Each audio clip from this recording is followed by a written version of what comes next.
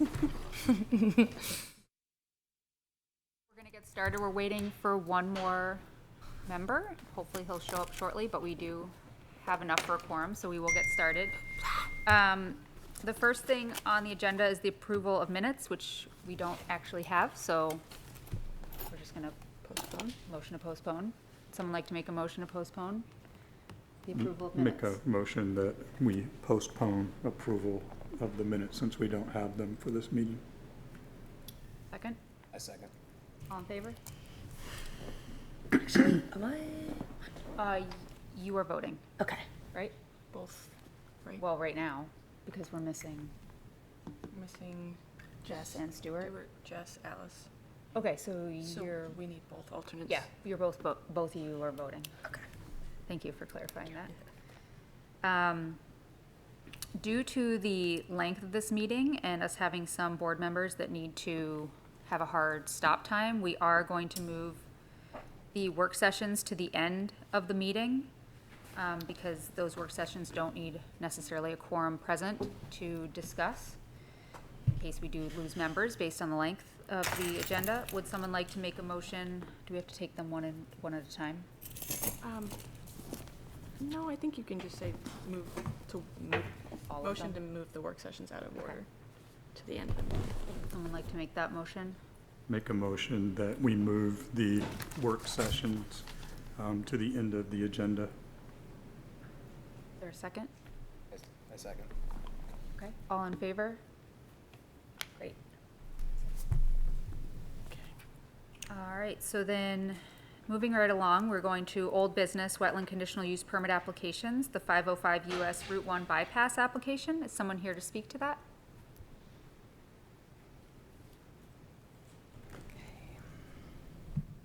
Hi, everyone. My name is Marissa Soul. I'm a project engineer with Weston & Sampson, and I'm here regarding the updated wetlands conditional use permit for the proposed EV charging spaces at 505 US Route 1 bypass. So based on the recommendations from the Commission at the last meeting on June 11th, we have implemented the following updates. We've relocated the EV charging spaces to the northeast to move the area further from Hobbiton Brook and increase the wetland buffer between the brook and the project. So this project proposes to change cover on site from existing pavement and return it to pervious vegetated area. Prior to the site layout changes, the net return to pervious was 958 square feet. With the new layout, the return to pervious is 1,962 square feet. We have also proposed to seed the net return pervious area with New England Wildlife Conservation mix. And then we've also proposed to add plantings at the outlet of the curb cut. Right now we have 6 tussock sedge plantings proposed, which was recommended by our landscape architect. And we do have some other recommendations for some trees and shrubs, which we can provide to you and we can also discuss as well. That's all I have. Great, thank you. Thank you. Questions from the commissioners? Go ahead, Barbara.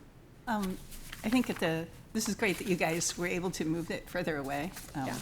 Thank you so much. Yeah, of course. And I think we had talked about at the last meeting, maybe having some kind of cleanup on the embankment there, where the yard waste or maintenance waste has been dumped over the years, I think. Yes, yeah, behind the dumpster there's some brush piles. So the client is willing to clean up that area during the construction process. They can definitely do that. And then signage indicating no dumping and changing maintenance practices, make sure that that doesn't continue. Yep. Yeah, the client's also willing to do no dumping sign, and also, yeah, talk about the maintenance practices there as well. Thank you.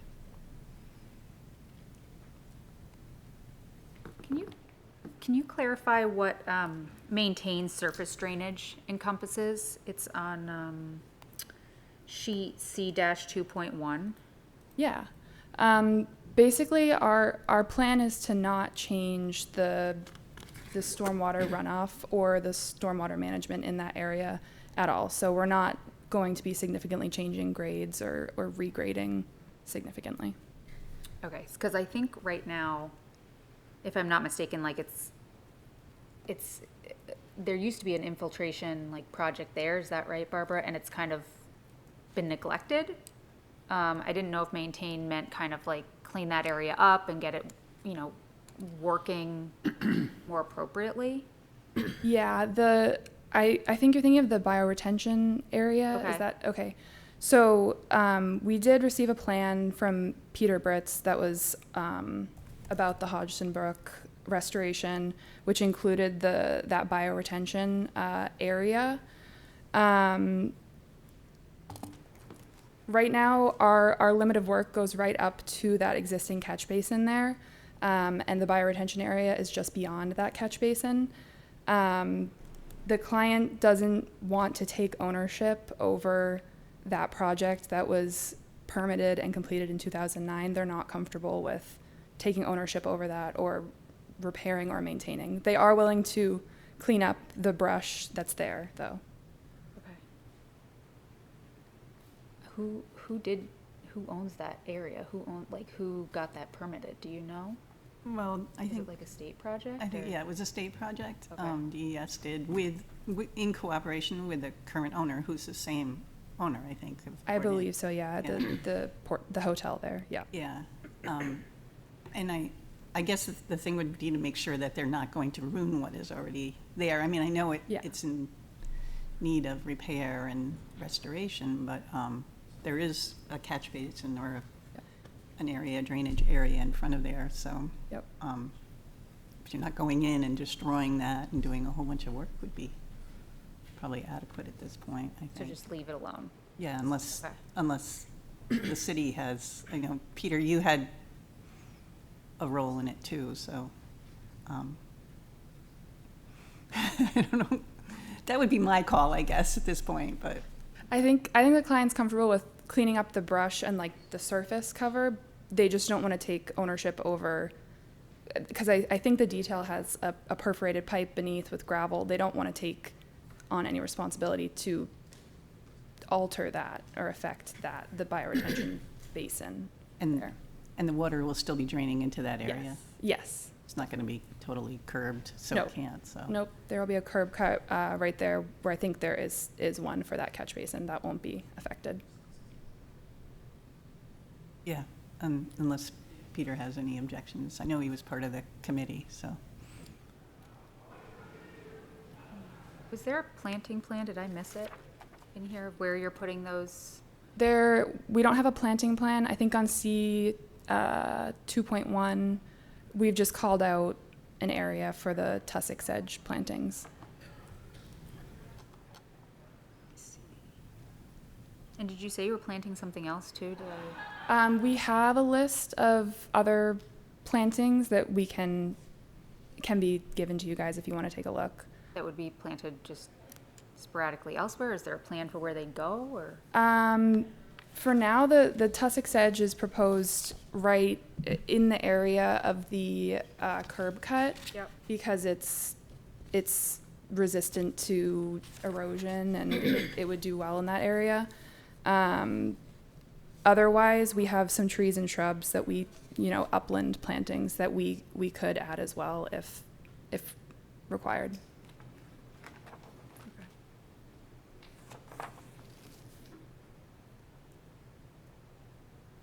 Any other questions? I think some plantings there would be great. I mean, do other commissioners agree? If that's something that could be rolled into the plan, a couple woody things, whether it's shrubs or trees, Yeah, we have help the bank, some stabilization and the shade for the river and all of that. Yeah, absolutely. We have some listed here. Sumac, chokeberry, low bush blueberry were some options our landscape architect listed. And otherwise, what was it? The ground cover was going to be just lawn, or? We'll seed it with the conservation mix. Okay. New England Conservation Wildlife mix. And then we had the tussock sedge proposed at the curb cut. and then the other shrubs and trees if you guys request them as well.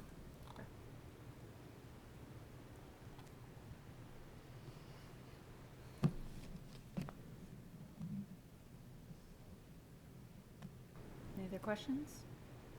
I mean, Yeah.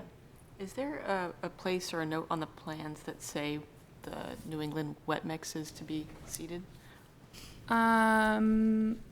I believe so. I think the detail at the end, let me just grab my, Yes. She wanted to chime in on this one. the last detail sheet should have, no?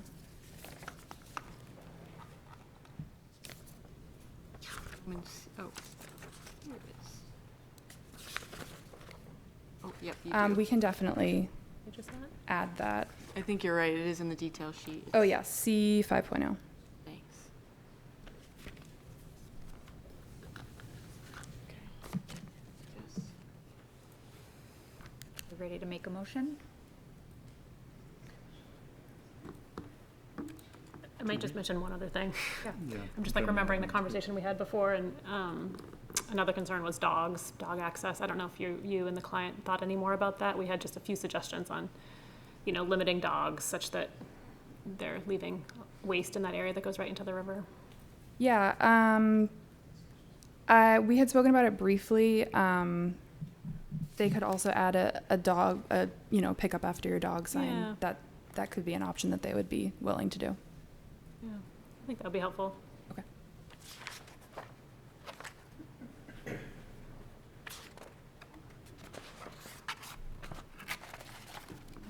Yeah. I'm wondering if, when we're thinking about the stipulations, I don't know if it belongs in there. I'm just thinking that for consistency between the different projects that we support, that we would normally want to see a few more details on the plantings. I don't feel inclined to hold this up, given the nature of the project, and I'm also appreciative that they've looked at all the things that we asked them. Maybe whether it's a stipulation or it's just a requirement going to the planning board, I would prefer that there be some form of a plan so that the planning board gets the same output from this group.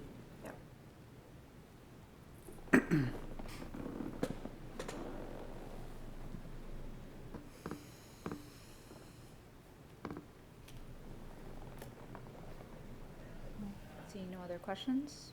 Someone like to make a motion? I can make a Make a motion. motion that we recommend for approval the conditional use permit for 505 US Route 1 bypass as presented. Want to take a stab at stipulations? And let's see, on the stipulations, we have the normal one, and I think it's particularly important here for the boundary markers, given the nature of that use. And then I wasn't quite sure, Kate, about what I said. Should that be a stipulation, or do we just, for the planting plan?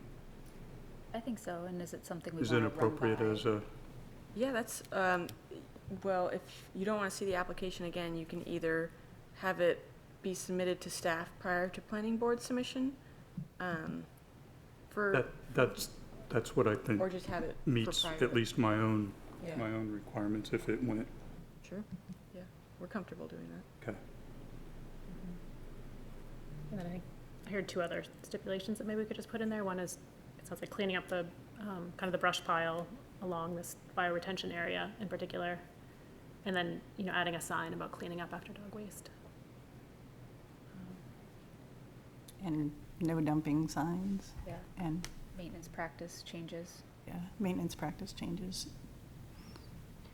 Do you mind explaining that a little further? What do you mean by that? Like a sign that says that?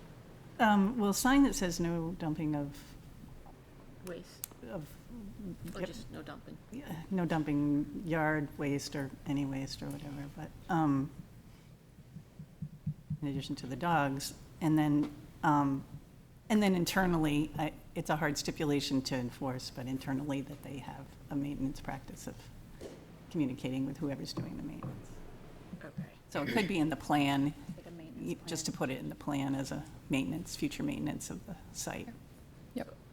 Applicant should consider creating a maintenance plan for internal use for the site.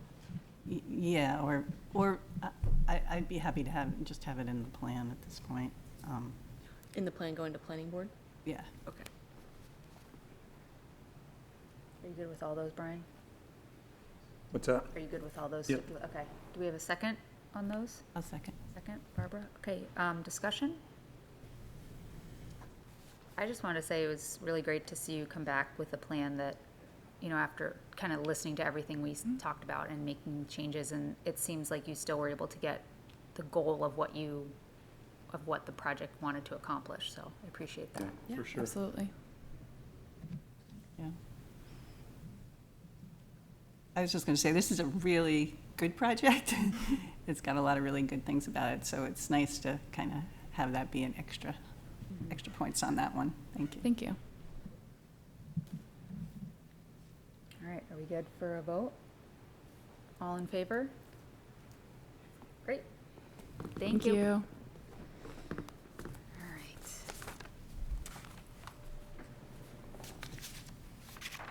Next up, we have new business 135 Corporate Drive.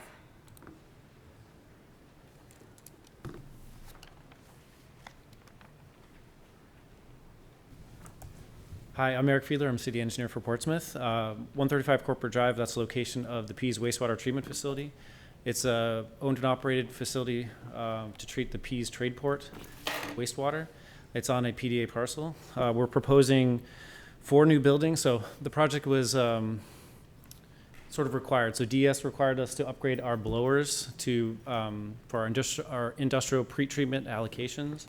To do that, it requires us to bring in a new electrical service, new generators, new conduits and wiring, new infrastructure backbone, and then we have a couple alternates there for a new chemical building and additions to our administration building. We're also proposing to demolish a 1956 vintage operations building, which is contaminated with PCBs, asbestos, lead, so you can't really touch it too much. This is located on Corporate Drive, kind of between the highway and Hodgkin Brook. It's a secondary treatment sequencing batch reactor facility with kind of just your standard treatments. This was originally constructed by the Air Force as part of the SAC base there. So this has been updated from the 1950s onward. The last major upgrade was in 1997 before it was transferred from Air Force operations to the city. And then we did a Headworks project kind of a couple years ago as well. So I'll probably have Eric Weinrib from Altus Engineering kind of talk through sort of the kind of the site civil aspects of things. But was approximately 2,000 square feet of new impervious, plus or minus. We're proposing 2 bioretention treatment systems on site, and then as requested by the PDA, there was a little bit of outside the fence line improvements, so as like an inlet and a discharge to an existing culvert system. Because there's some nuisance ponding on the access to the Tony Ron Rain Park area. So that was requested by PDA as part of their site review. So I'll have Eric kind of talk through some of the details and specifics of this, and we'll go from there.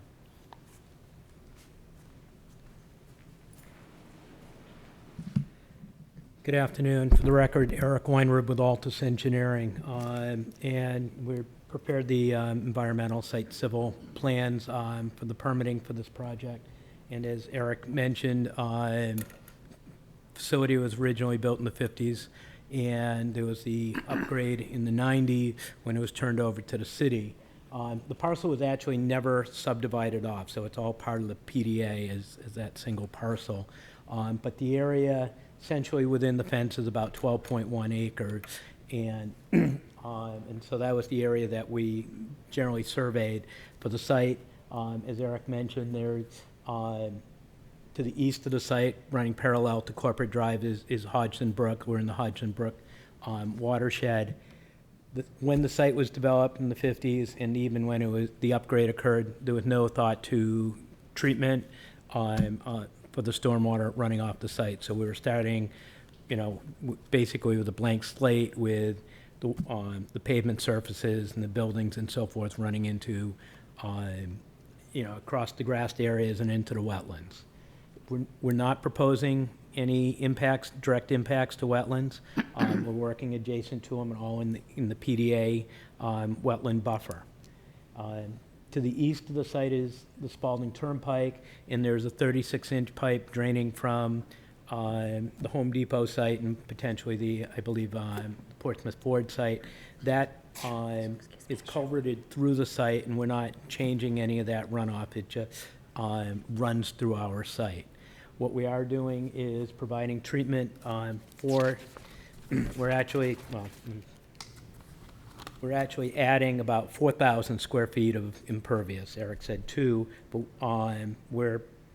what we're proposing to do is treat 6,800 square feet of impervious. So we're actually adding, treating 2,800 square feet of existing impervious above and beyond what we're adding on the site. And how we're doing that is we're creating 2 stormwater management areas, bioretention basins. They're identified in the blue on the plan. One of them is up near the buildings, more in the center of the site, and then the larger is down in the lower right-hand corner of the site, which is highlighted there. We're reducing the peak rate of runoff coming off the site because we're providing treatment and retention area. While we're in the permitting process and going through it with PDA brought to our attention that they had concerns with the access to Tony Ron Field.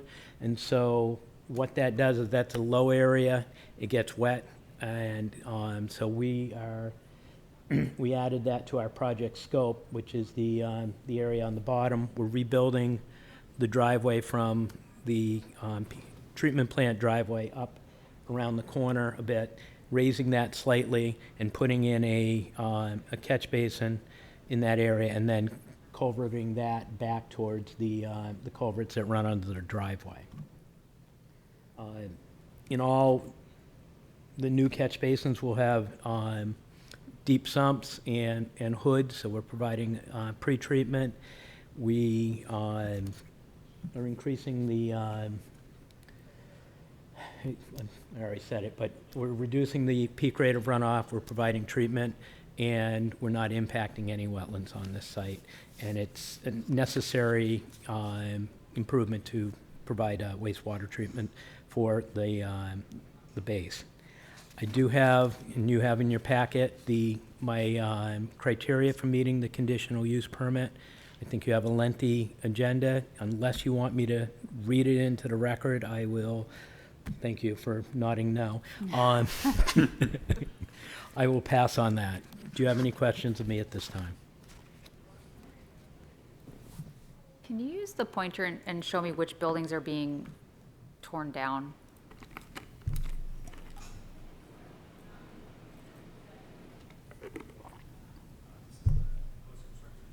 So there's buildings up here is being torn down, right? No, that's in the middle there.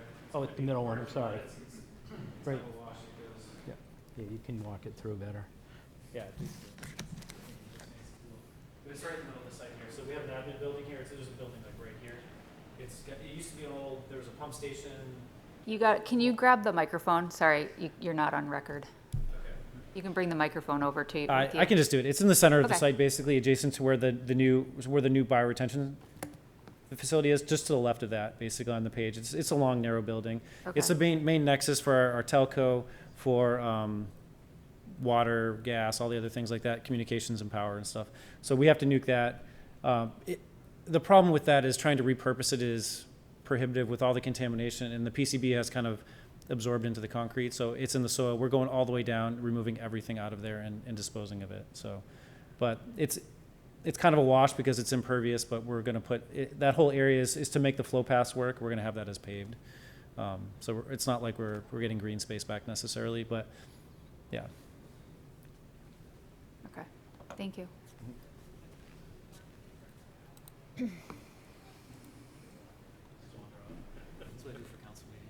I had a question about, you cited the figure of, I think it was 6,400 square feet of impervious area would be treated, which is actually more than you're creating.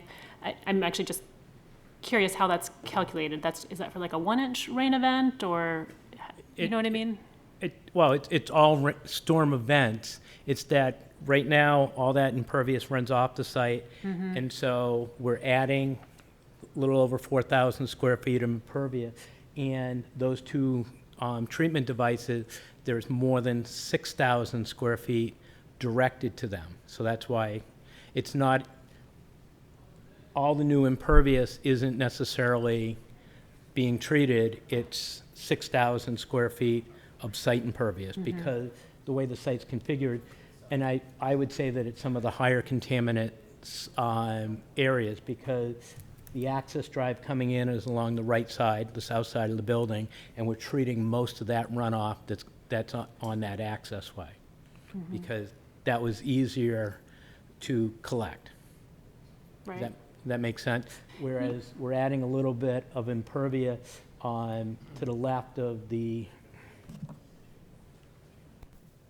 this area here, and we can't treat that easily. So we Yeah. gathered what was the best areas to get the treatment. Yeah, we do septic receiving at the site too, so capturing some of that impervious there, that's runoff that would go straight off. So we collect from our footprint, if people have septic tanks and things like that, they can pump out and deliver it here to the site, so you have a lot of truck traffic there, so capturing that impervious is helpful. And same with, we have drying beds for when we're cleaning out catch basins, things like that throughout the city up top. So some of this additional capturing is pretty high potentially dust, other contaminants coming off there, so it's a big benefit. Yeah. I guess I was thinking, oftentimes, right, there's sort of a capacity for, like, say, a basin, right? It could only treat a certain amount size area for a certain size rain event. Yeah. Am I? Yeah, so we designed it Yeah. to meet all the city criteria as far as the size of the ponds and treatment areas. Right. And typically that's like first flush that folks are worried Well, about. first like flush is getting the contaminants, but those ponds are sized appropriately. They're not overflowing in the 25-year storm event. Okay, that's what I was wondering, how big of a rain event they could handle. Okay, 25 plus the 15% for that's coastal helpful. communities. okay.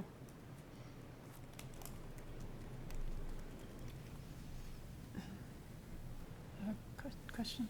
Yeah, go ahead, Barbara. Sorry, Eric, but did you guys say where the PCBs were coming from? The what? Where the contaminant, the existing PCB? That was the Air Force military paint and the sealants around the caulkings and things like that around the windows. Okay, you might have said that. It's not something that the city put on, this is existing, it's through multiple layers of the coatings and such like that, so. Yeah, I just was going to say, in addition to that, maybe, I think, it was about 20 years ago, there was an oil leak that DES responded to that had been going on for a while, and it was actually leaking between the building and the brook and into the brook. So the only diesel we have, or oil, would that be probably the generator, the backup generator? Yeah, I don't remember the source of it, but I'm just sort of giving you an FYI that as you're going in there and disturbing the area to kind of keep an eye out for that. It sounds like you're going to be totally on top of what contaminants are there, but We have to follow up with you on that one, so I'm not sure, but we did. yeah, I think that might have been what it was. But if you, just to recognize that somebody knows that happened, and Oh, yeah, because it was a long time ago. we're pretty heavily regulated. To the Yeah. best of Philip Bovair, Chief Plant Operator, Pease Wastewater, City of Portsmouth. I believe the oil tank you're referring to was in operation back in the 50s and into the 70s. Again, I've only been with the city for 7 years, 8 years. My assumption would be that got decommissioned in the 70s when we went from the original design to the trickling filter, which was one of the first major upgrades, was in 1977. So, but yeah, I'm familiar that there's an artifact of an old storage tank underground that might be entirely removed at this point, but Right. That's most likely what you're referring to. Yeah, and I'm kind of assuming that you guys have, this on your radar, but just to let you know. Yeah. So yes. when you're in there, it's. Yeah. No. Yes. Okay, thanks. You're welcome.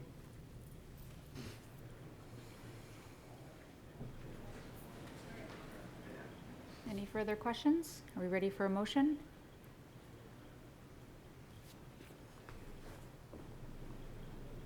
Someone like to make a motion? Can make a motion that we recommend for approval here, 135 Corporate Drive.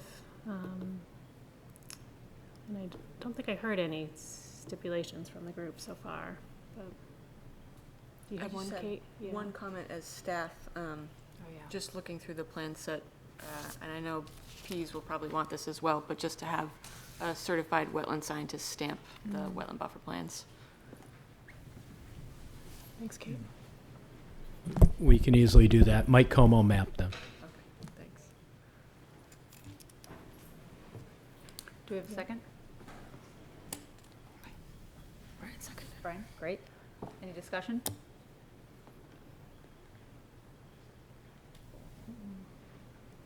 I don't feel like we have a whole lot of wiggle room with Right. this, so. Straightforward. I appreciate that there's gonna be stormwater treatment on the site where there wasn't any or little before, so that is helpful. This is a site we haven't actually visited, right? Has anybody been out here? So it's I haven't- a little hard to dig into it too detailed, but I agree. It feels like there isn't a whole lot of room to wiggle around in this proposal. Do we have anything from Jess?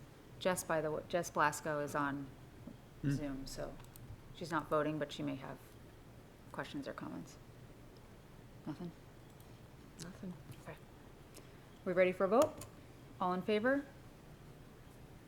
Great, thank you.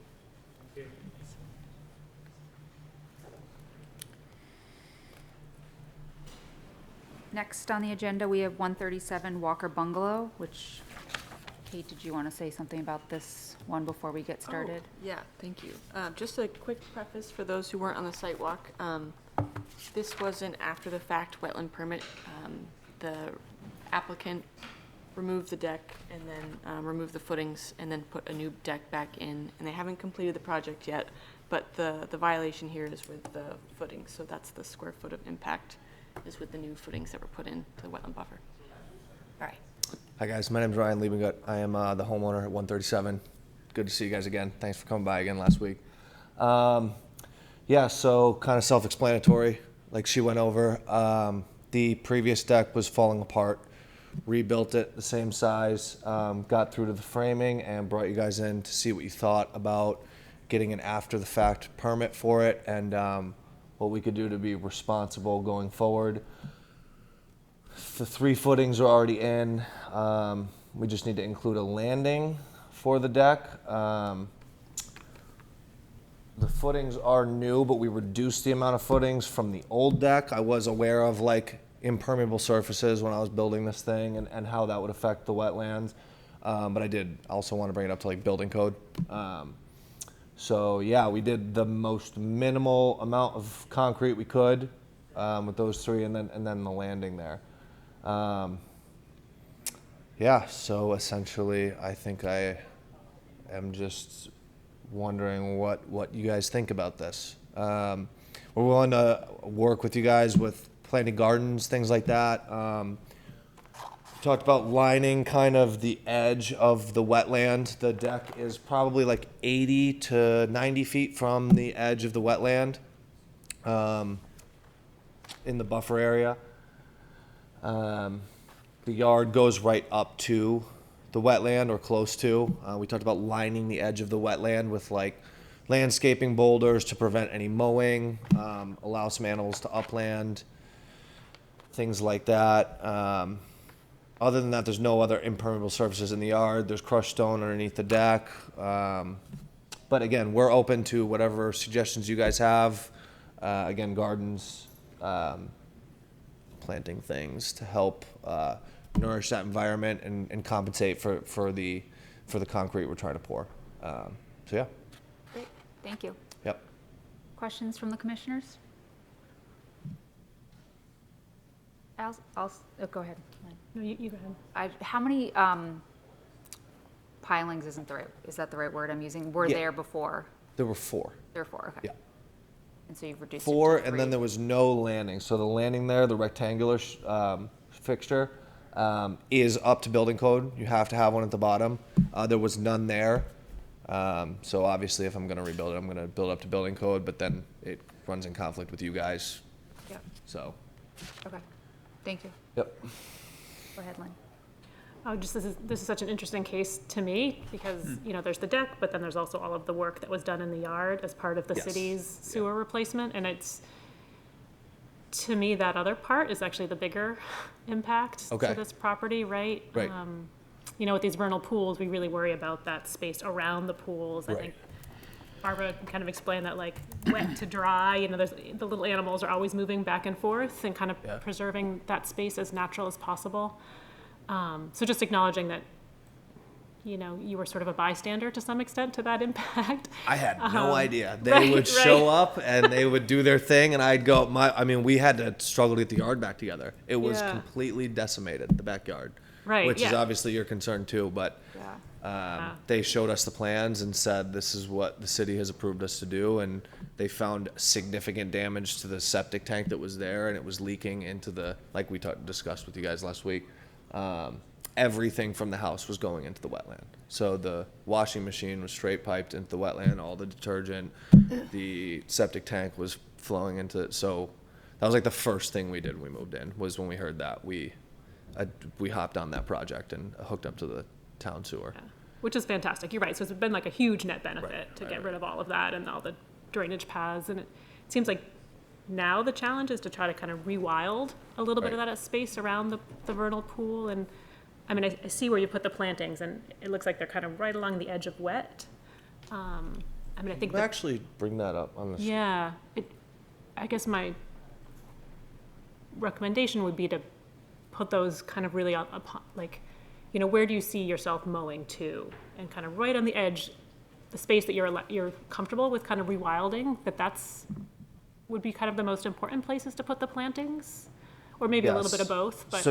So the plantings to barrier the wetland itself, rather than like a hardscape object, because we did talk about like not mowing that area. Right, and yeah. using plantings instead, like I'm open to, instead of like big landscaping boulders, something to prevent mowing in there. We could use just plants. I could just put like something immobile, wooden raised plant beds that have whatever you guys suggest for plants to rewild over there. Definitely, that's better than stones to me, or big boulders.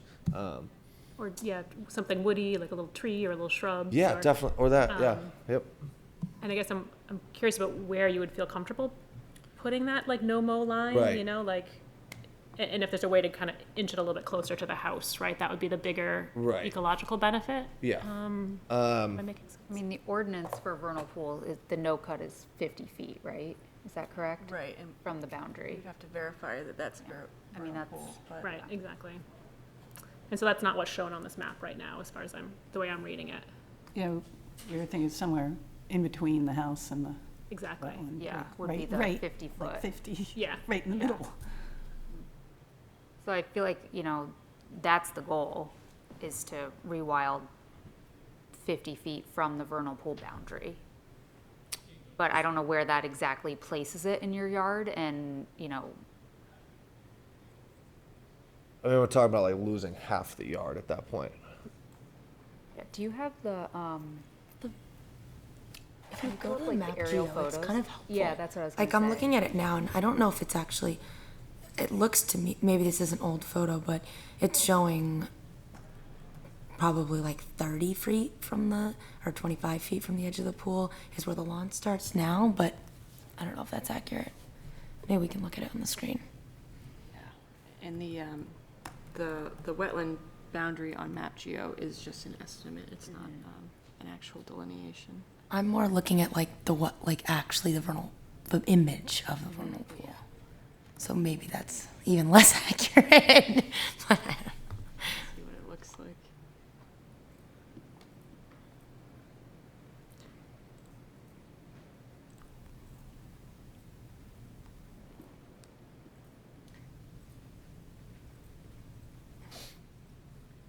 So here's where we say the wetland line is, which might be a little bit overestimated just looking at the picture, but here's the 100. So right around where the silt fence is right now might be where, Yeah, is that like 30 feet or 25 feet? I don't know. somewhere around 50 or 25. So we talked about pulling that silk fence to let upland creatures, and we're done with especially the exterior construction after the deck itself, considering this passes. I would be willing to just pick up the fence and put a line of planters in the circumference of like a natural barrier, totally. That seems fine to me. As that being the no-mow As line, that kind of. that being where, yeah. Okay. At the silt fence or before the silt fence? I think he's saying at the silt, like, the silt fence would be the line, the delineated line. Yeah. You can see the vegetation trying to come up this side of the Yep. silt fence, like the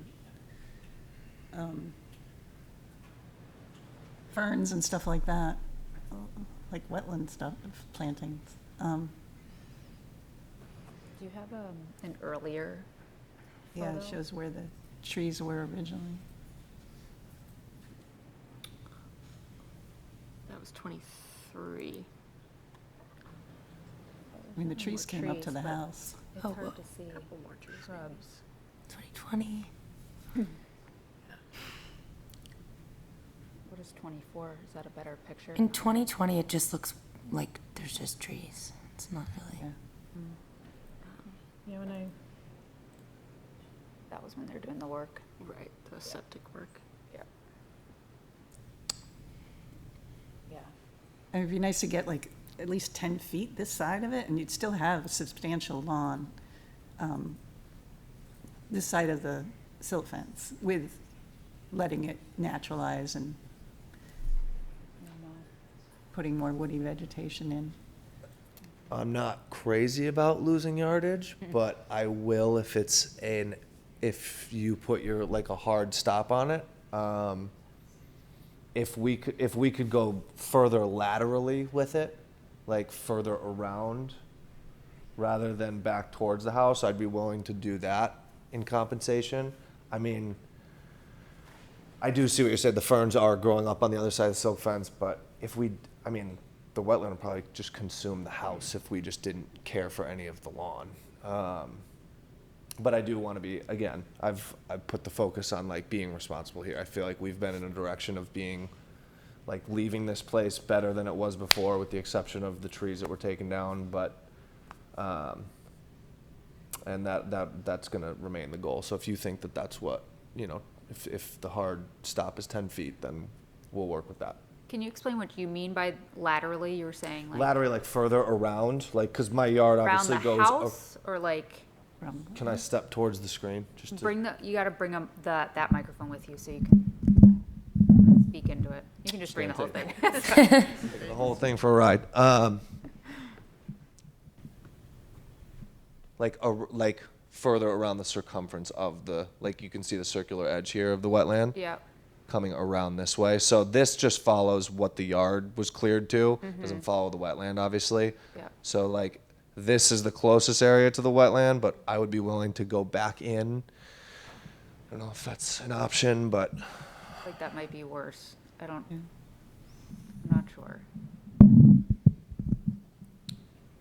it's tricky because there's vernal pools on both sides of your property, as you know. right. So you're kind of trying to protect two different directions, and to some extent, Yeah. which is such a cool thing to have, It is. access to these Yeah, pools, and to get to hear the peepers at night, and to have that place to explore. I mean, I think it's a real selling feature to Yeah, some extent for yeah. that house, and a little bit of a responsibility to help steward them. Definitely. Do you have any more questions before we make a motion and go into discussion about what we want to do? There's nobody here to speak to that Oh, there project, is? is there? No, No? To what project? this one. Is No. there anyone here to speak to this project? No? Okay. Okay. Besides you? Does Jess have any questions or comments? No. Okay.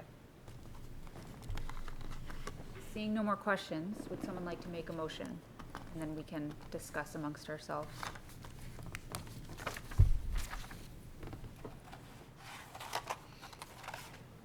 Go ahead, Barbara. I'll make a motion to approve 130, to make a recommendation to approve 137 Walker Bungalow Road, with the stipulation that there be markers placed, and that would need to be decided based on our discussion where, but it does say here 50 feet from the Wetland boundary markers. wetland boundary. Yep. And a detailed sheet depicting a profile of the proposed crushed stone for underneath the deck. And prior to submission to the planning board, the applicant shall provide information on the species, size, quantity, and exact location of the 5 plantings proposed, which I think we're going to discuss location on that. Do you want to say anything about the no-mow line? Yeah, so in addition to a no-mow area to be discussed, or boundary to be discussed. Any other stipulations people want to add? Okay, do we have a second? A second. Second, okay. Discussion. I'll make a, Yeah, Brian. just a parting shot there. It, unfortunately to me, and I'll look to everyone else and also Kate for her good memory on consistency, it seems like to me there's an awful lot to be decided about the plantings and the lines and how those are going to be marked off, and this would normally occur ideally in a working session, which we're going to kind of turn that into if we do choose to move it forward. And I guess I'll wait until I hear more discussion, but it doesn't seem to me that we normally would allow something that's as open-ended as that is in such a sensitive area to move forward without the plans being, to give guidance here and have those plans then be formalized a bit and brought back. And I'm just saying that ahead, just knowing that we have a lot to cover today. Yeah. So that we can think about how much guidance do we want to provide here versus having a return session. So that's my thoughts. Yeah. Other people's thoughts? Yeah, Lynn? I have one other thought. I mean, I feel like this is a tricky one because I actually feel like the deck impact is kind of small. Yeah. And, like it was being replaced in kind, like almost identical. Really the impact here is the work that the city contracted. And I guess I'm wondering if there's any resources that the city could put towards this, paying for, 6 trees. I mean, there were quite a few trees cut down on this property. And we know that that's an expensive endeavor for the homeowner to plant trees. And I mean, there's a question of whether or not you want them. But I mean, I'm just wondering if there's anything the city could contribute. Yeah, well, I think what's before us now is really just the impact with the deck. Okay.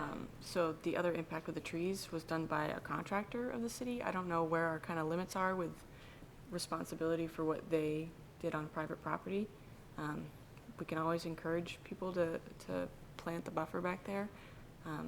But it was essentially an approved project through the city before. And we just weren't able to catch the change in time to enforce, unfortunately. But I think focusing on the deck impacts is pretty important, and the 25 or the no-cut vegetated buffer is really a requirement in all applications with wetland buffers on them. So I think that's where we probably are going to hold the most power with these applications. And I guess just to be super specific, this is a 50-foot no-cut zone? vernal Because pool. it's a vernal pool? So, yeah, right, if there's a delineated vernal pool on site, then there's a 50-foot no-cut buffer. If it's just a freshwater, then it's 25. for the vegetated no cut. And We- I should know this, Kate, but I don't actually. So in terms of like when you're thinking about a vernal pool, is the edge of a vernal pool identical to what a wetland scientist would delineate as the edge of a wetland? Do you know what I mean? You can imagine there's a pool and then there's a wetland and then there's the buffer area, or maybe it's all one and the same, like I think it's delineated in a similar way. I would have to ask yeah. someone that's in the audience that could Yeah. attest to that, Well, but yeah. it can only be delineated during, specific time periods of the year. So it would probably be similar to how you delineate the edge of a wetland with, Okay. the hydrology, the soil, and the vegetation, and looking at that combination along with the critters that are in the vernal pool. So it is to the edge of the wetland as opposed to the edge of the standing water during springtime. Yeah, Do don't you know what quote I me on mean? that, but I Okay, would assume yeah. that's a safe bet. I know wetland scientists are probably a little more conservative when they are mapping out vernal pools because they're so protected. Yeah, go ahead, So- Barbara. I was just going to clarify, so you said the regulation is no 50 feet for the vernal pools, no cut buffer, and does that mean that from now on, no more cutting in? I Can think it it be depends interpreted? where the delineated vernal pool is. Since we don't have a certified delineation in front of us, the applicant is choosing to use the city's mapping software. We can't really testify where that edge is. We can always ask for a delineation to be done, but I think that would probably put a lot of hardship on Yeah. this particular application because it's such a small impact with the deck. But maybe that's something we think about in the future, or right now, if we're considering if there's a vernal pool back there, maybe we should make sure we know exactly where the 50-foot no cut is. I'm having some trouble with this one with as far as consistency goes. We've seen projects that someone's trying to build like double the size of their home in the wetland buffer, and then we're asking for like changes to where they mow their lawn as a concession, and here it's like it doesn't seem comparable. And while it's really important to get that 50-foot buffer, it's kind of hard for me. I don't know. I'm not sure. It does not seem like comparing apples to apples, and I don't know. It seems like there's some sort of consensus that could be come to here, but maybe it's asking the applicant, or I don't know how a better measurement could be done. Maybe I don't think it's really the right time of year to measure, but without having an accurate number, I don't really know how we just like pick a place. But that's my thought on it. I mean, for me, the lawn wasn't there before the city started doing, or, sorry, some of the lawn was, but not all of that lawn was there before the city started doing Their work. their work. So this is, new that this lawn exists closer to the vernal pool than it did before. I'm okay with, I think, moving forward on this application and not postponing, if we can give it a line where we do want that no-mow line to be, and generally where we want the plantings to go. I don't think we have to be too incredibly specific on that. That's my opinion. And that it can then move to the planning board as long as those things can be put on a plan, shown to city staff, and then move to the planning board. But that's my opinion. So I'm wondering about his original plan to put the plantings where he put on the plan originally might be good, and then between that and behind it, that seemed like, Well, the plants looks like they're right on, I don't think that's where this, That's the edge of the wetland. that's the edge of the wet. I think that's the edge of the vernal pool, right? Where the plantings are on that map. I okay. think the silt Yeah. fence is more like this. Yeah. Oh, okay, the silt fence is there. That's why you can't tell where the silt fence is. Yeah, I you keep can't, flipping it so, back All right, so I misunderstood that. yeah, I think they're more up in that corner and- Right. Yeah. is where the plantings are So the going. plantings would need to be According to just that. the side of the silt fence then, If that's what people are thinking. which means he wouldn't really lose lawn because the silt fence demarcates the lawn, really. More or less, yeah. Yeah. but it would just mean those plantings instead of on the other side of the silt fence would be on this side of the silt. Yeah, I'm okay. Or I like like 5 feet as like a compromise. I know we talked about 10, It would but take something. about 5 feet to plant Plant them. them, Yeah. yeah. And then no mow behind those and have it just be in that corner. What do people think about that? So plantings would be on the, west side, the house side, Yeah. saying like 5-ish feet, Ray had them, and then no mow on the eastern side. Yeah. so he loses maybe, compared to what he has now planned, he loses maybe 5 feet, but barely. Yeah, so some of those like ferns that you notice could kind of come back Yeah. up again in that part of the new lawn. I'm curious how this is all sitting with the homeowner. I'm just observing. Yeah, This is great. I'm learning a lot. okay. The only thing I would say is I just need to know, like, I could bounce some ideas off you guys about what I'm planting. I'm not a biologist or like a plant person, so like I would just need a reference of like these 5 species, whatever they are. I don't care. I'll put whatever there. Yeah, okay. So open to whatever on that front. But yeah, 5 feet on the side of the house from the silk fence seems fine to me. And are we okay, if everyone's okay with that, are we okay with it, a plan being sent to city staff, we don't see it again, it goes to city staff, assuming we approve it, and then it'll go to the planning board? I know you were hesitant about that, Brian. I remain concerned. I'm thinking about whether or not I could support this moving forward. I never like holding up projects, so it's just consistency. We felt that was pretty important when a plan was not defined and this one isn't. I think what makes it easier for me is there's already like a defined silt fence there, so it's very easy to say, Yeah.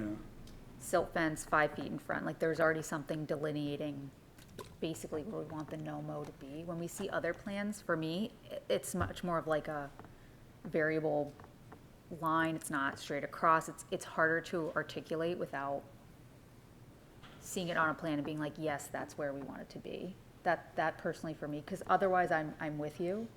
And maybe in other cases, there's been multiple issues which has caused the application to come back. I'm just remembering that we pretty frequently want to have a plan that shows the species, shows the size, shows the location, and we want to see that before it goes back. So I'm still hesitant. Yep. I'm still hesitant myself. Yep.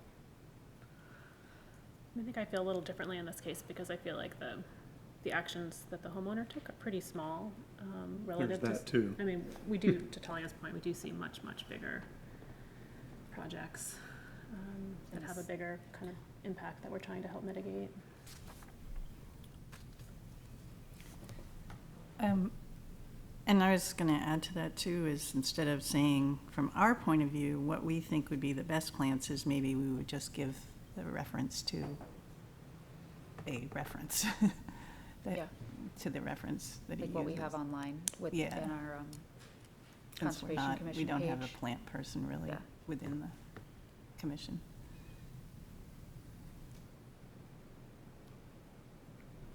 And then, and I don't know if this would need to be, if we do go ahead with this, if this would need to be a stipulation, but he had mentioned something about planting boxes and things like that, and just as to say that within the 50-foot buffer, nothing else can be added, as far as structures or fill. So just to clarify that. And it's not necessarily, I mean, it's part of the regulation, so.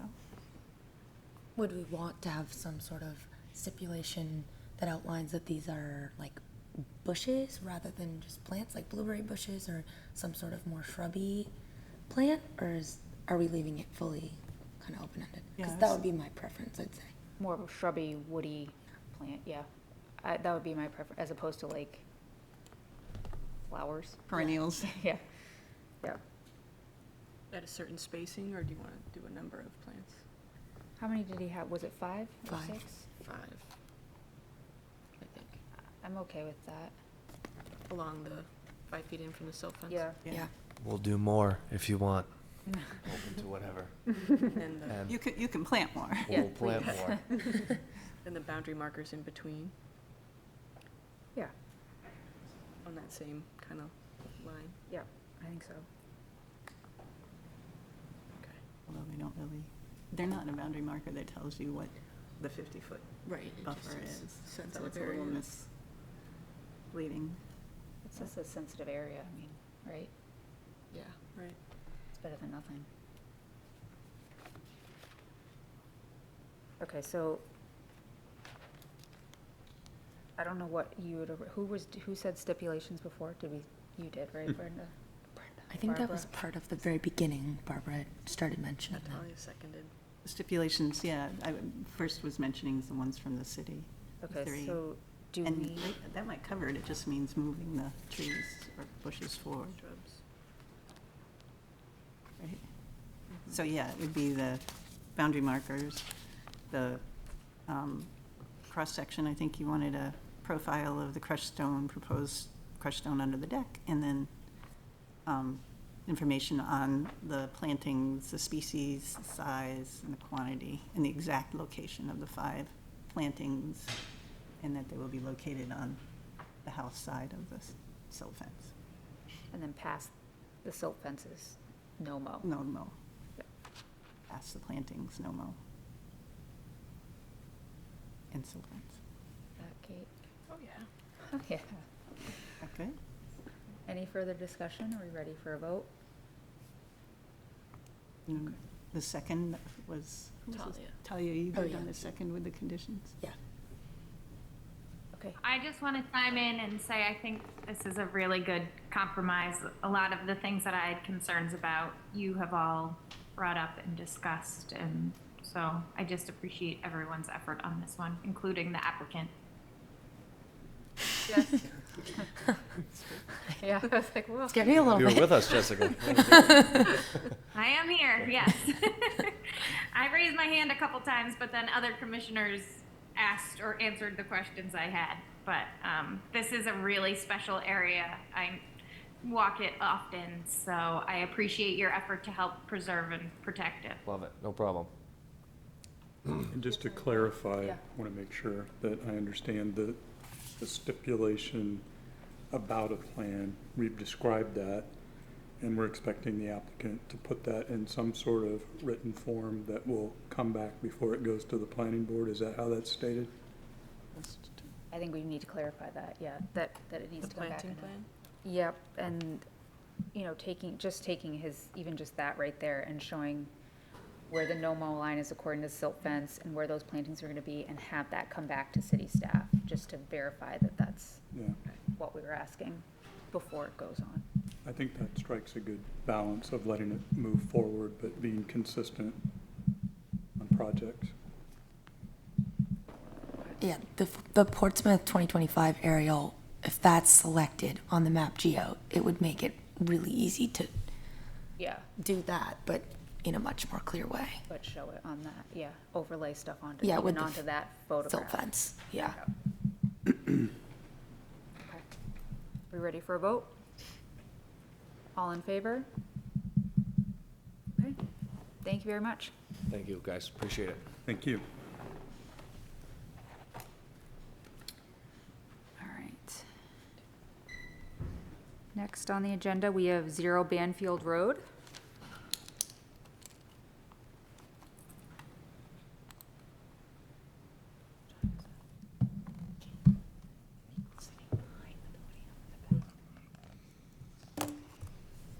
Whenever you're Afternoon. ready. Thanks for having us. I'm John Witten. I'm a civil engineer with Haley Ward, representing the applicant, Chimberg Builders. And there are a representative of Chimberg Builders in the audience if you have questions directly of them.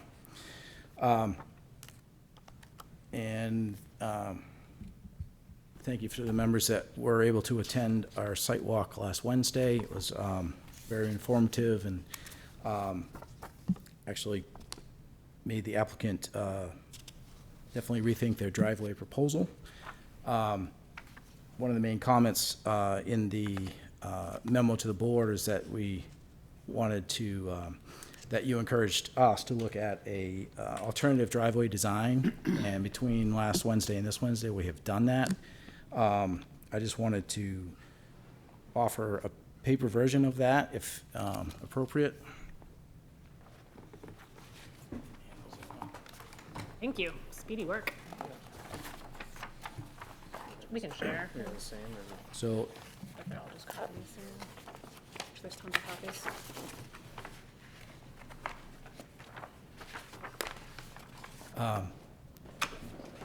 the main proposal here is a 5-lot, single-family subdivision with no roadway, just lots by right, meeting the current zoning ordinance.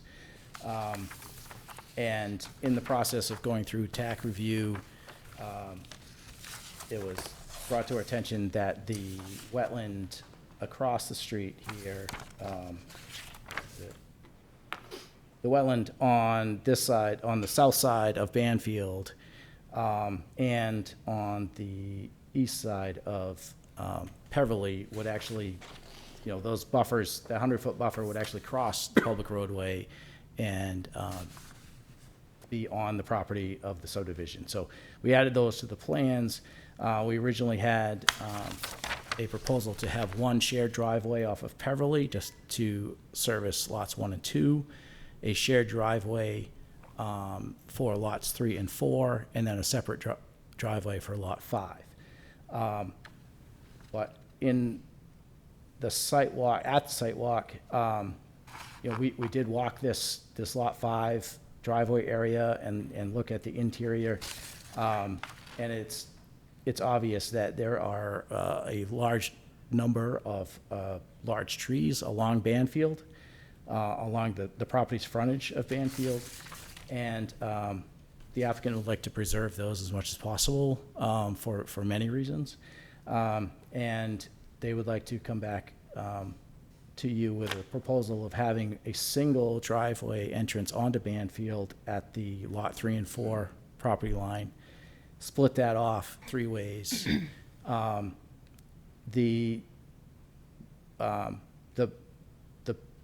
want to say best layout for the development itself and use of the property is to come in with the driveway, skirt the 100-foot line through lot 4 to serve lot 5. We did look at an alternative design to go behind the building on lot 4, and that just ended up with a big fill slope in the back, and then we ended up likely impacting the prime wetland buffer in the back of the lot, which we thought was worse than the proposal to have impacts on the front wetland area buffer. With that reduction in the entrances, we're looking at more of somewhere around a 3,500 square foot impact rather than close to a 7,000 square foot impact. And that banks on us getting approval from Department of Public Works to combine the utilities as well down that driveway. So there is potential that we may have to have separate services, but obviously we'll talk with DPW about that over the next few days and try to get that in order as soon as we can. I think one point of clarification that we would like to make is that in the memo it suggests that stormwater would be able to cross Banfield and enter the wetland to the south, and we're not finding that is possible. Banfield is graded such that the runoff from this property and really anything on the north side of the property, once it hits the public right-of-way, it flows northerly and then comes back onto the property and then crosses under Peverly on an existing culvert crossing here. So there's no physical or hydraulic connection between our property and the wetland that is on the south side of Banfield. And we do have an updated functions values report that we will have in the next submittal as well that verifies that too. so I wanted to clarify that. So we will get you more information on plantings. We have, on the plan that's in front of you on paper, we've included more of the mature trees that are there. And we will have better information on which trees will be preserved and taken out. At this point, we're looking at 2 of the large trees to be removed for the driveway. And it's at least a dozen mature trees that will be preserved along that frontage. And then we'll get you additional information on stormwater management and plantings itself. That one point of clarity for me anyway, it would be that one of the comments in the memo was to provide buffering at the rear of the lot so that we were ensuring that the rear buffer was not to be disturbed. Beyond showing it on the subdivision plan and showing that our building envelopes are outside of that, I'm not sure what else you would be looking for from us to clarify that as a buffer. Your ordinance does a very good job of illustrating what can and cannot be done within that 100 feet. So if there's more clarity that we need to show on the plan, I'd like to just know that. And I think those are the major points that I wanted to make this afternoon. I understand that, with us changing the layout and owing you a little bit more information that we, don't expect to vote tonight or this afternoon, but we do appreciate any input you have on the newest idea of the driveway location. We need to make a motion to postpone. Yeah, I feel like we should do that and just change it into a work session then, because of the missing pieces. Do it in one motion to. Can we do that in one motion? Postpone Yeah. and change into a work session? Definitely. All right. If you include, I'll make sure everyone wanna is do kind that, of on Barbara? board with that. That's Yeah, our- fine. Because we are missing some major pieces here. Some new information. And we have a new plan in front of us, which we haven't really had time except now to look at.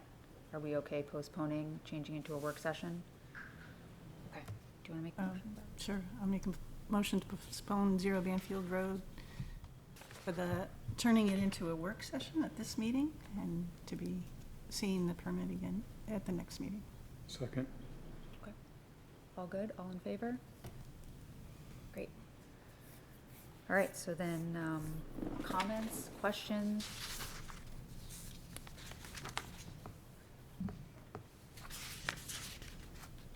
Would we see you guys again when, this is just for the driveways, correct? This isn't for the actual building of the houses, but if the houses and everything is outside of the 100-foot buffer, then you wouldn't, and that's the plan? That's the plan, yes. Okay.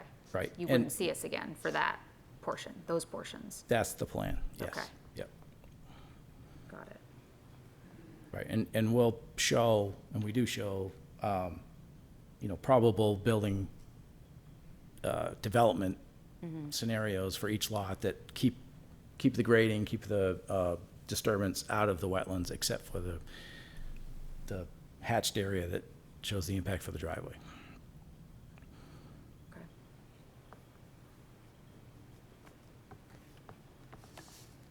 And we do understand that you like to see pervious pavement within the wetland buffer where it's possible, so we'll maximize that. Is that an option for the driveway? From the initial design, it looks like the first 30 feet or so that come directly perpendicular to Banfield Drive would be at about around a 5% slope, which is too steep for pervious pavement, but the horizontal part of the driveway could be pervious at the top of the buffer.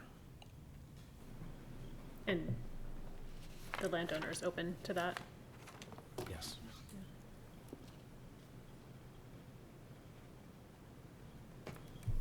And I also heard your question about kind of not understanding what was meant by the concern about kind of the the buffer area behind the homes, and maybe we could just take a minute and clarify that too. Definitely, that was a staff comment, so my thinking with that was just that since we have the opportunity before us, it might be nice if possible, and if the applicant's willing to maybe do something to educate the future property owners about the prime wetland in their backyard. I don't know if that's with a sign or with a document in their homeowner docs, or if that's physical plantings, which we can't actually require outside of the 100-foot. So I don't know if we're thinking of trying to maybe offset driveway impacts with plantings on the other side, or if that's too out of reach. Is it not possible to request signs along the edge of the 100-foot buffer because of the driveway impact? Because I imagine people coming in and not really understanding, and then, you know, cutting more into the 100-foot buffer since their house is going to be directly next to it, within feet even in some situations. So at no, you know, they're not just, they may just have no idea. Right. And then, Yeah, and I wonder if it can be put into, like you were saying, some sort of documents for the homeowners that then can be, I don't think can be passed on as it changes hands. I'm not really sure how that whole side of things works, but because right now this whole parcel is completely undeveloped, and now, so it's, you know, limited in what impacts can happen to it. But now you're bringing potentially 5 new houses in, and now you're opening it up to much more impact than it's seen before. And so just really trying to make sure nothing happens to it, I think is important, and educating the homeowners is the biggest thing. Okay. I'm also, you know, I see the driveway, the shared driveway now, but between the 3, was that lot 5, 4, and 3? I mean, you could avoid impacts altogether by coming in through that narrow opening on Banfield Road that is completely out of both buffers. I know that is in your lot 3, and I know that probably messes up the house there, but that is no impacts at all. So Yeah. starting from something where there's no impacts at all right now, because it's totally undeveloped, like you have a complete blank slate, and I mean, that is your best case alternative it for would be- for the resource. For the resource, correct. And this was brought up with the planning board in our initial meeting with them and with TAC, and it's really just a transportation safety concern that we can't have the intersection, we can't have our new driveway that close to the intersection and have it be a safe passageway. So the only space is right here. Right. And that's, you know, within 35 feet of this Right. intersection with Peverly Hill Road coming into Banfield. Yep. DPW just won't allow a driveway permit that close. Okay.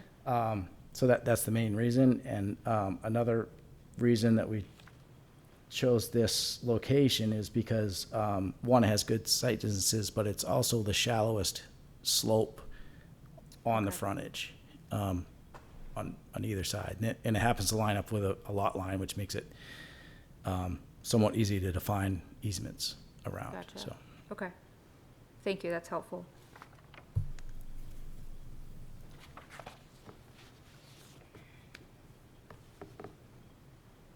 I wanted to add to your suggestion about like having information, maybe in the deed or something like Yeah. that, whatever, since it is new development, that's not gonna really probably change costs of doing things, but, and to add to that, because of the prime wetland behind some restrictions on lighting, outdoor lighting, making sure that it's, Night sky friendly, or what is it yeah, called? at least dark sky friendly and not left on, things like that.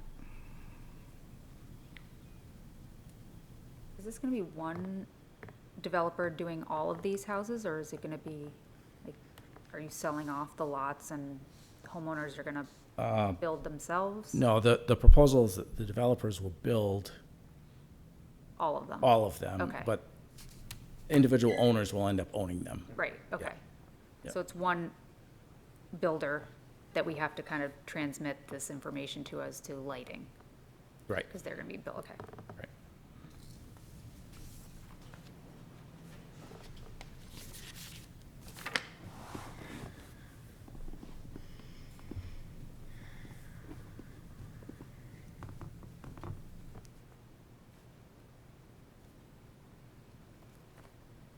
Any other comments, suggestions?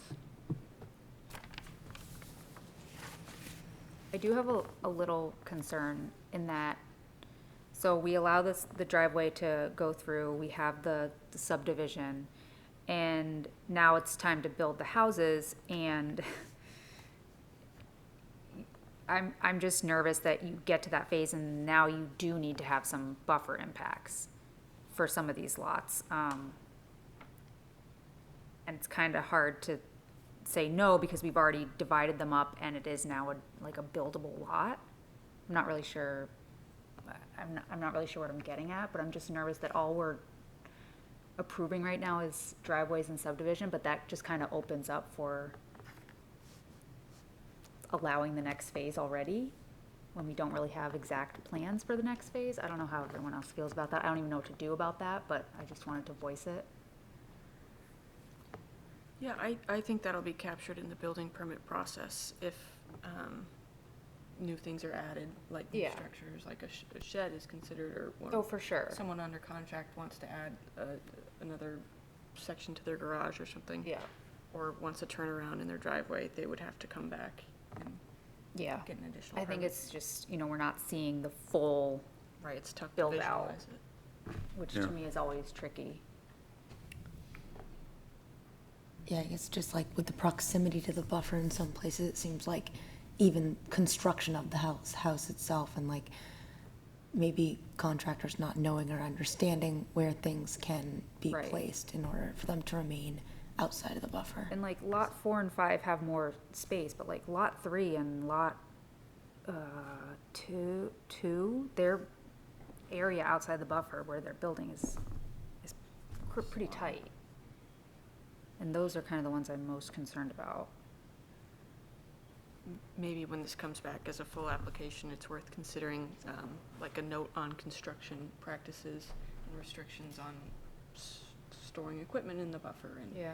and very clearly delineating and demarcating the wetland buffer for contractors and construction. Right, because it sounds like those, these, when they're building the houses, they are intended to be fully outside the buffer, so we wouldn't see it. And so we wouldn't have Right. the opportunity to make notes on best management practices when you're so close to the buffer at that time, because we wouldn't see it. So maybe, yeah, being able to, I think that if there's nothing, then people that are not trying to do anything wrong will, because they Right. just don't know and see it, and it won't be on their radar. yeah. So I guess I'm not exactly sure what that means for you right now, but Well, I will say that we are showing kind of maximum building footprints. Yeah. That the developer is not looking, this is somewhat oversized just by a bit, that most of their house packages that they're used to building are just a bit, would fit inside of this building envelope, of the building shape that we show. yeah, And our grading of the sites is what we think is realistic to what and is still within that, is 100 foot. achievable and buildable without getting into the Yeah. buffer. So we feel like it's a realistic attempt. It may not be the exact final Mm-hmm. product that comes for building permit, but we believe that we show a realistic approach to it and that it can be achieved. yeah, And to your point where it's one developer, yeah. you know, it's they're in the helpful. room listening Yeah. and know that this is a concern, and they're gonna be Yeah. hiring the contractors and laying things out and, I guess and all during of that, construction, so. I think just making it very obvious for the crews out there that this is where the buffer is and that nothing is supposed to go in it, construction vehicles, anything, even while building. okay. Well, yeah, we can certainly put notes on Yeah. the subdivision plan. Yeah, just to be extra, And we'll come up with a plan for education / signage / something Yeah. to Yeah, make everyone comfortable with it. that'd be great. Yeah, like maintenance in addition to that. Okay. Especially if the driveways are gonna be pervious. Yeah, Yes. good point. Yep. And just to sort of like, at the risk of like belaboring the point, but I mean, as you've seen here tonight, right, homeowners do get in trouble all the time, because those, once you own a house, you don't think a whole lot about the buffer.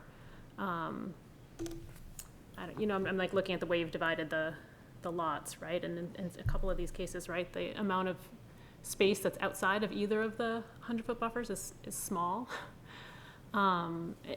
And of course, you buy a home and you assume that there's a certain amount of space around your home that's yours to do whatever you want with. And that's natural, right? That's what they're gonna want. So how can we give that to them? Like, is there a way to maybe shift some of these lines such that there's a little bit more buildable space for them? And by buildable, I mean also for the play structure and for the trampoline, and all those things that they might wanna add, so they're not at risk of being pulled in here for compliance issues. We I mean, nobody will- wants that. We will certainly look to refine it, but with the minimum frontages, this is pretty much where we are. But we'll look at it again to see if we can tweak something here or there to, especially for lots 2 and 3, to make them a little bit more. Yeah, exactly. Give them Even a when little bit you're more room. looking at the house design too, and what size house to fit on those two, I mean, if it's a little bit smaller so that they do get a little more outdoor space without feeling like they need to go into the buffer to Right. get that space too.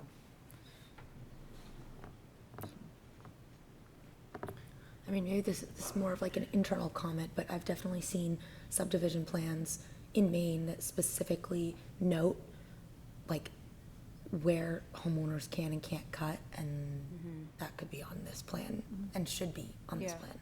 Because that's something that someone reviews when they're buying the house, or they should be reviewing. Yeah. So, just like clears up a lot of future issues, I think. Yeah, for cutting, yeah. Okay.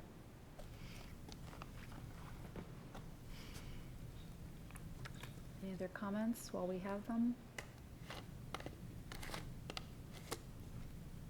All set? Okay. All right, thank you Thank very you. much.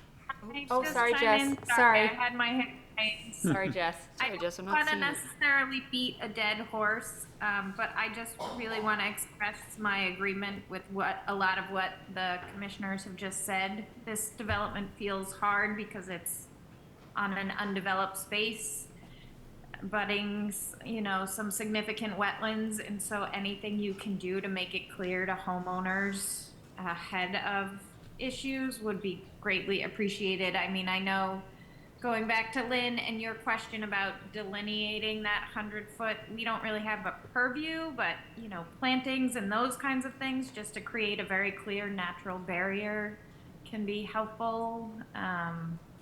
So again, I know it's on your radar and I'm sure you will address it, but that does feel like an important point to me as well. Thanks, Jess. Sorry for not seeing your hand. All right. Good? Okay. All right, thank Thank you you. very much. We're getting a check for Jess. Sorry to have her up, but I don't see any hands. Okay.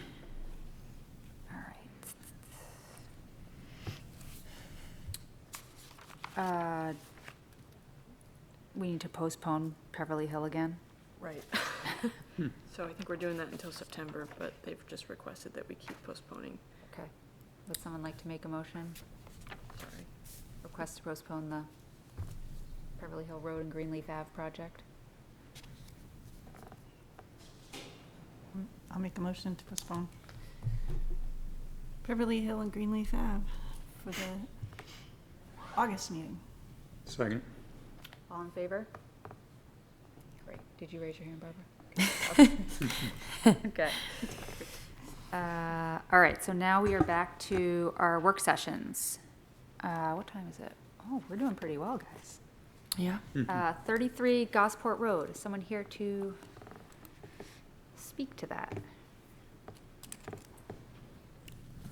Thank you, Madam Chair. John Shagnon from Haley Ward. Also with me today is Sam Aiden and also Thomas Frangos, the applicant. And we're here for a work session. So some of you did come to the site walk, got a good look at the property.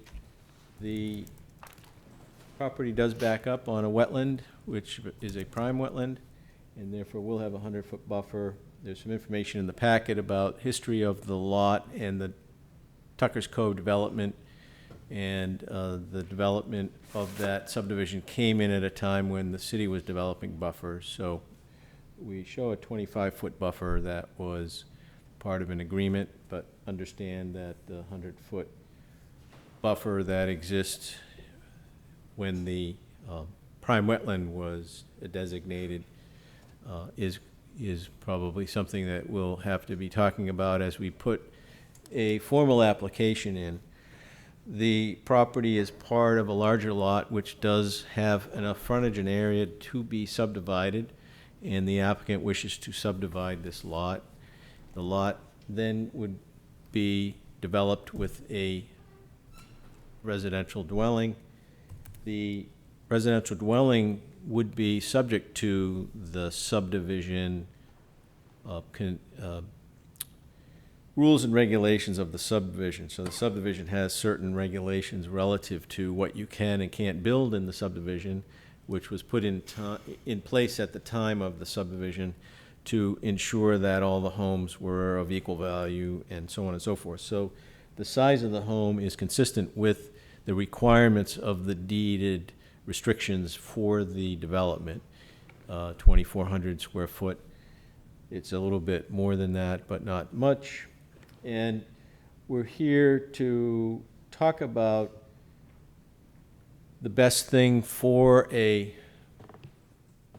structure on this lot, which is the front setback is 30 feet, and this plan shows that same house that is at the front setback. We would like to go to the zoning board to get relief to place the home closer to the street, which I think is the next slide. So sliding the home up reduces the impacts and also puts it further away from the buffer. And knowing the procedures, we'll file for relief from the zoning board for that front setback, and the zoning board would ask me if I came to the Conservation Commission and what you thought about the house being closer to the road. So that's kind of one of the reasons we're here today. And I think, I'm not sure if I put it in the packet. Yes, I believe I did.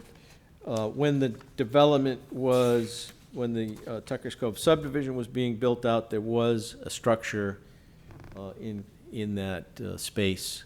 It was a sales office. It was there until sometime around 2006 or around 2006.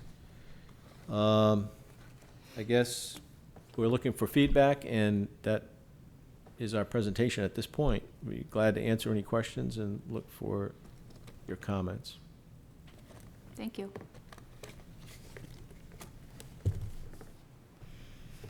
And sure, Sam wanted to say a few things about the wetland itself. We did show an area that would be maybe suitable for some buffer enhancements, but it's a treed wetland.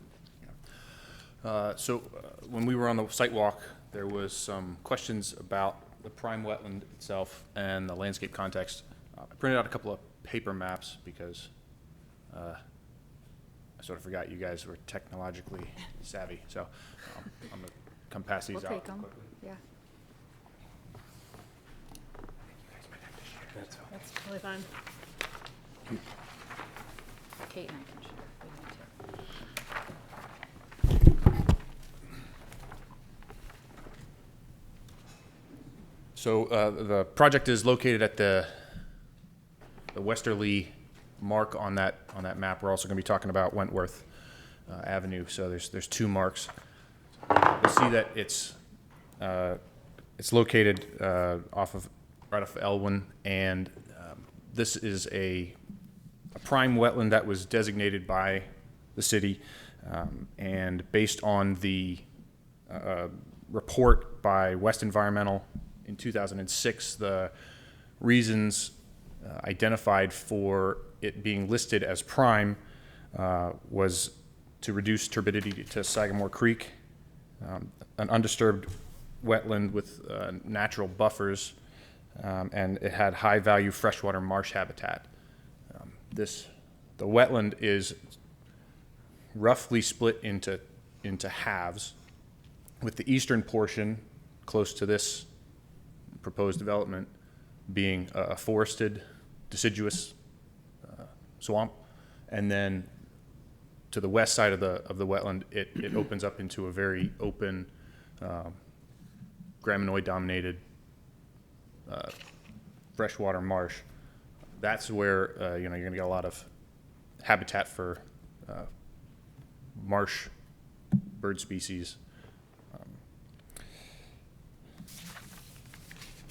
So it feeds from that wetland, that freshwater wetland feeds down through a ditch into the salt marsh that borders Sagamore Creek. And it's definitely going to provide high value habitat, and it'll capture turbidity coming off of Gosport and Elwyn. There's also appears to be a right of way along the northern side of that wetland, so it's gonna capture sediment intoxicants from those areas. However, in terms of there being an undisturbed natural buffer, it's my understanding that in 2006, Gosport Road had been constructed and was being built out, and so to the south and to the east, that buffer contained a lot of residential development. In terms of being a prime wetland, that has to do with state permitting. There's implications for the prime wetland. It's considered a priority resource area, and that will change the project classification, minimum, minor, or major project. And then it also will increase the scrutiny that the state has in terms of alternatives impacts, and demonstrating that this is not going to unduly impact the functions and values that the prime wetland is currently providing. I think that's what I have to say about the prime wetlands. If you guys have any questions, I'm happy to stand up and talk again. Great, thank you.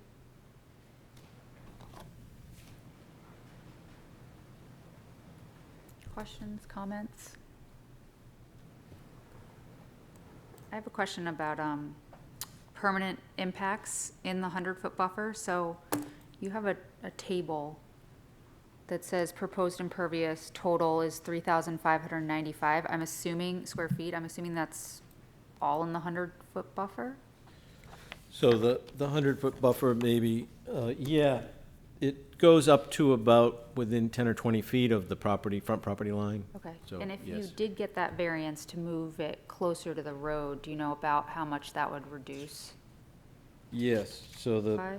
site plan option 1 is without a variance, and you've got 3,839. Option 2 is 3,595. Oh, I was reading the wrong one, okay. So it's not a huge decrease in the impervious, because all you're losing is some 13 feet by 16 foot of driveway, but you're moving it away Yep. from the resource. Thank you. Yep.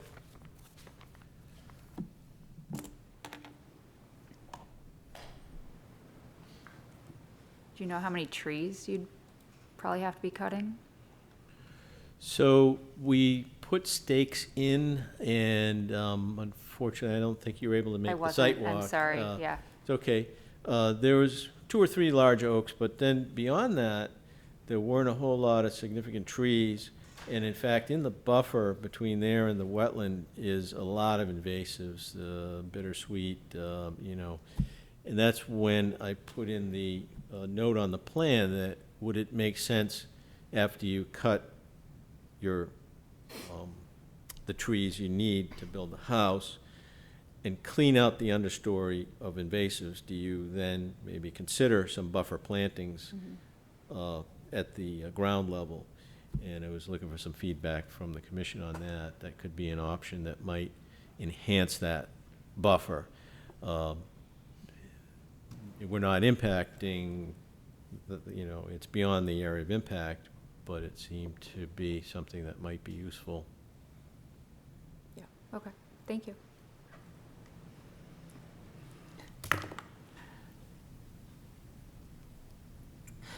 So the wetland buffer that's marked on here is actually the 25-foot wetland buffer that we see? Yes.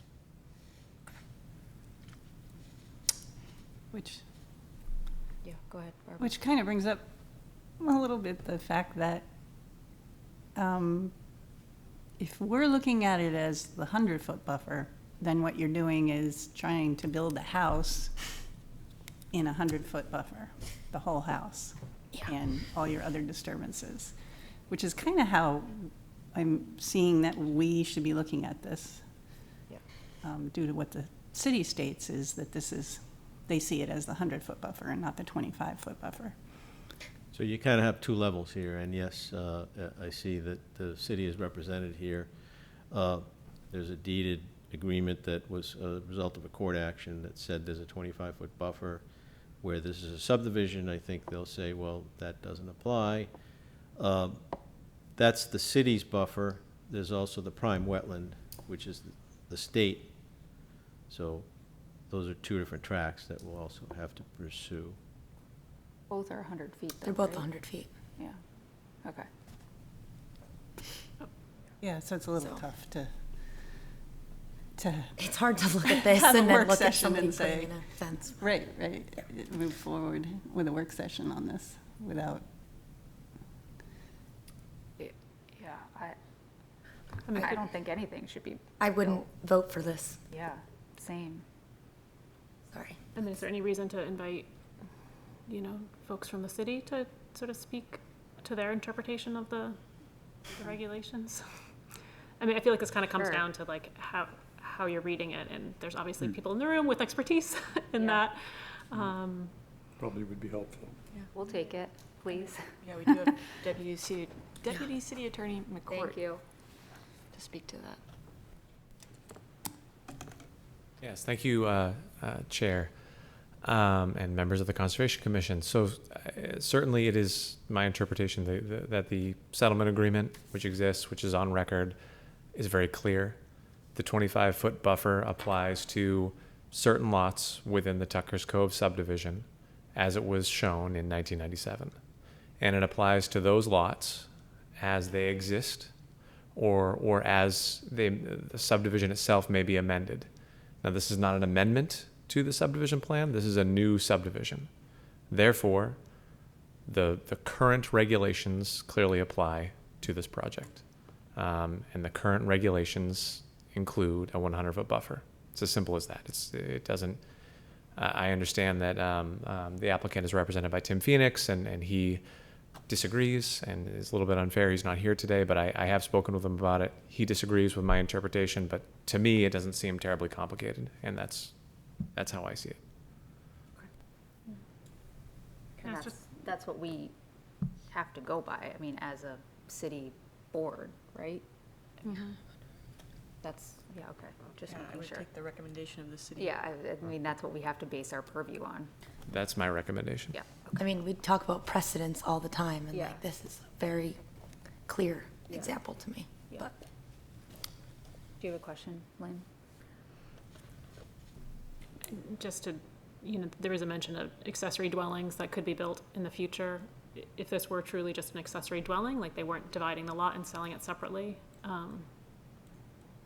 how would you interpret the covenant as it's? Then the 25-foot buffer. If they were keeping it as just one lot and they weren't further subdividing it, then the 25-foot buffer would apply. So they could build a true accessory dwelling on that location Yeah, by it'd your be a lot reading. smaller, though. Okay, that's helpful. Yeah, I mean, my feeling is like, let's not spend too much more time on this. Yeah, fine. Thanks, Trevor. Thank you. Yes, thank you. Any further comments? It was helpful to hear a little bit about the wetland sort of ecology. I appreciated that. Yeah. Thank you. That was helpful. Yeah. If there's no further comments, do you have any questions? Do you know? how do you No, wanna- I'm glad that member Vaccaro brought that up, because it is pretty clear that any building permit application for additions or accessory buildings shall include an engineered drawing and the proposed activity in the 25-foot buffer. So that is kind of a dilemma, that there's allowances in the ordinance for detached accessory dwellings, which, if you kept a single lot, could be placed here and have a 25-foot buffer. So it's a lot of this and that, and the applicant wants to construct a smaller structure on the lot. An accessory dwelling would work with that. It But sounds like it, but. as stated, you have the hardship of the requirements of the deeded lots and the structures therein and what minimums are required. So we'd have to do some further research on that, but it may come back in that form. I don't know, but understand your feedback. What's that? Sorry. I understand your feedback. Yeah, Thank you. okay. Thank you. Thank you. Yeah. Okay. Okay. Moving on to, where are we at? 0 Wentworth House Road work session. I'm gonna recuse. Yes. So I'm gonna probably head out, if that's okay. It's not gonna mess anything up. Oh, I should have let Jess speak. She hasn't raised her hand, so. Okay. I have to leave at 6, but I'm here for like 10 minutes. Okay. Oh, we don't have to vote on anything, so. Nope, you're good. Thank you. All right. Hello again. Yeah, thank you, Madam Chair. John Chagnon from Haley Ward. Also with Who's me on is this Sam Hayden. Oh, is it Also, the next one? here is Kevin Smart from the Gundalo and Tom Reese, property owner. And we're here for another work session. This lot is on Wentworth House Road, across from a property that you've done some work on recently. It's in the waterfront business zone, and there's currently a structure on the property that is in need of replacement.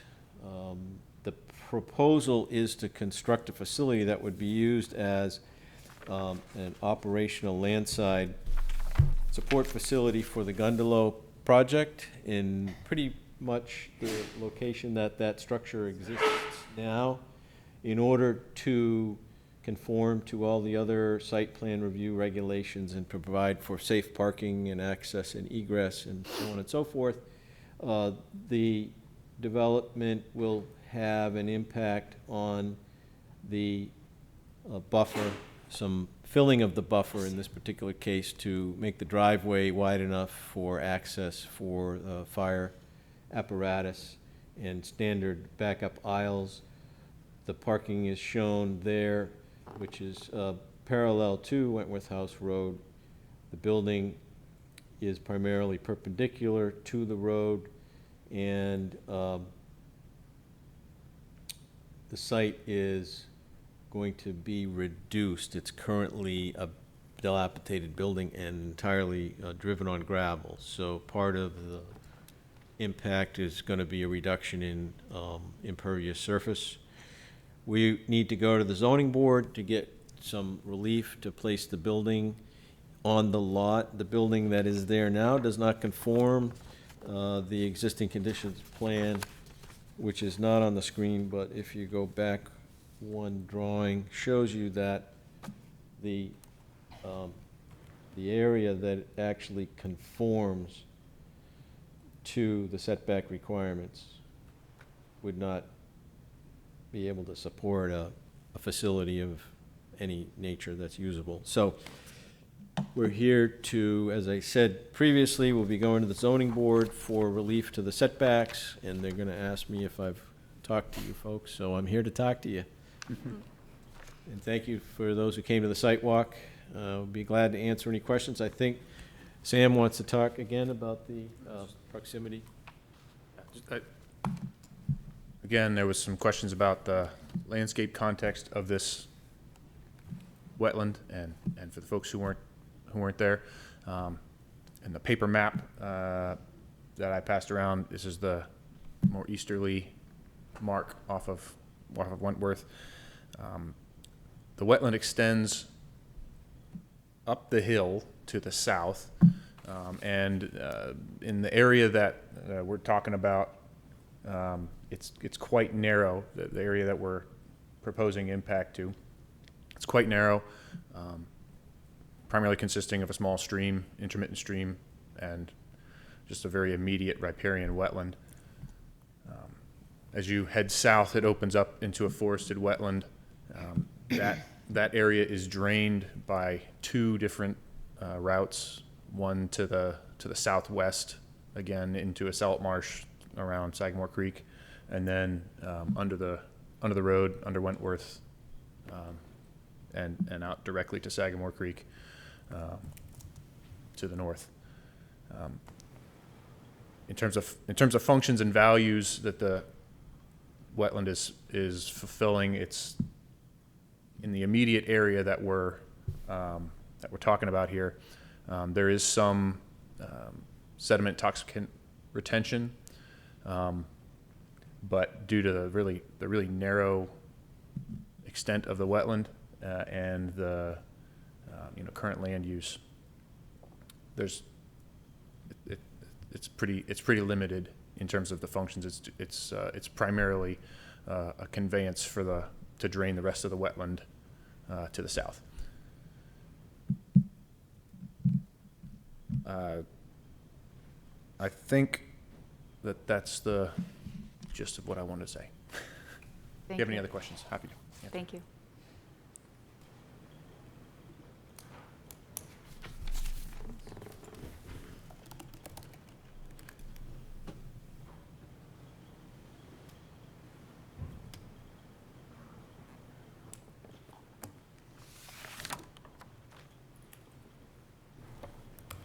Question? Go ahead, Barbara. Question.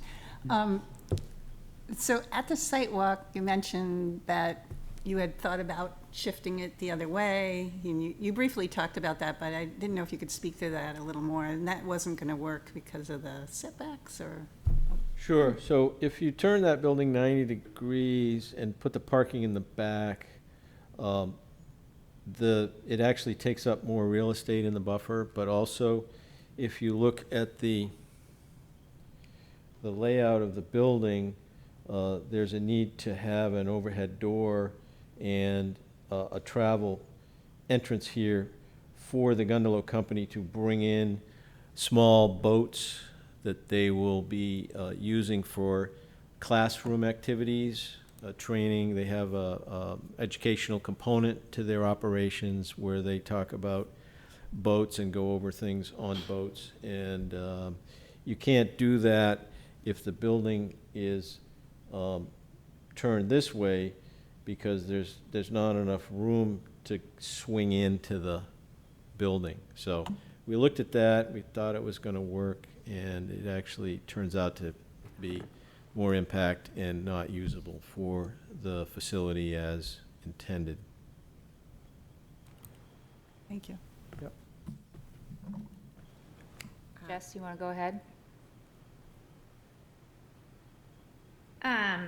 Yes, this is a very basic question. I'm sorry I couldn't attend the site walk, but the building you're speaking of is the little one-story building that's across the street from the creek on Wentworth Road. Is that correct? The one that's across the street from the Tan Cape?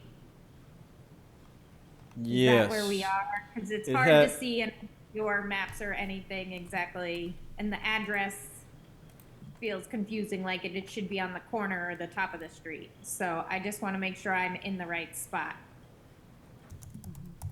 Basically, on the ground, it has a roof that's pretty partially collapsed. If that helps you identify it.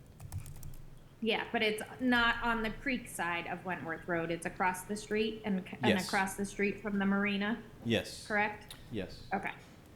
Thank you. Yep. It is within the 250-foot in New Hampshire DES shoreline protection zone, about halfway through the building. And so there would be a shoreline permit, but the math works on that shoreline permit. It meets the rules for coverage, et cetera. Can you speak to the, why it needs to be concrete for the proposed concrete pad and the concrete walkways Sure. and not something? The gravel there that exists is going to remain, but we are showing the ADA parking space and associated access ways as concrete to be a year-round usable hard surface for the ADA access and serviceability. And then the Gundalo Company is showing a concrete pad on the south side with an awning so that there is a little bit of space outside of the building that has a solid surface. And is there a reason why it can't be pervious pavement as opposed to concrete? It has an awning on top. The Well, the- walkways. Yeah, the walkways, or did you say the I parking space is think also the- concrete?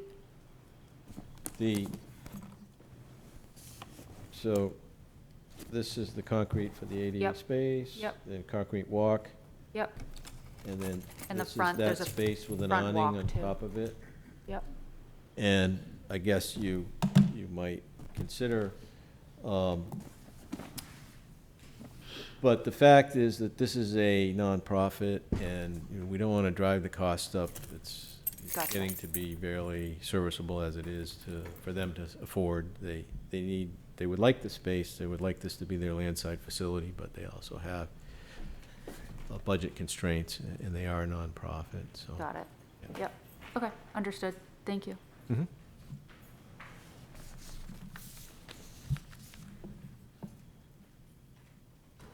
I don't know if I mentioned that there would be an office, second floor mezzanine. I think that was would in have an the, office. you didn't, but there, it's in the. Yeah, I mentioned it at the site walk, but that's another part of this.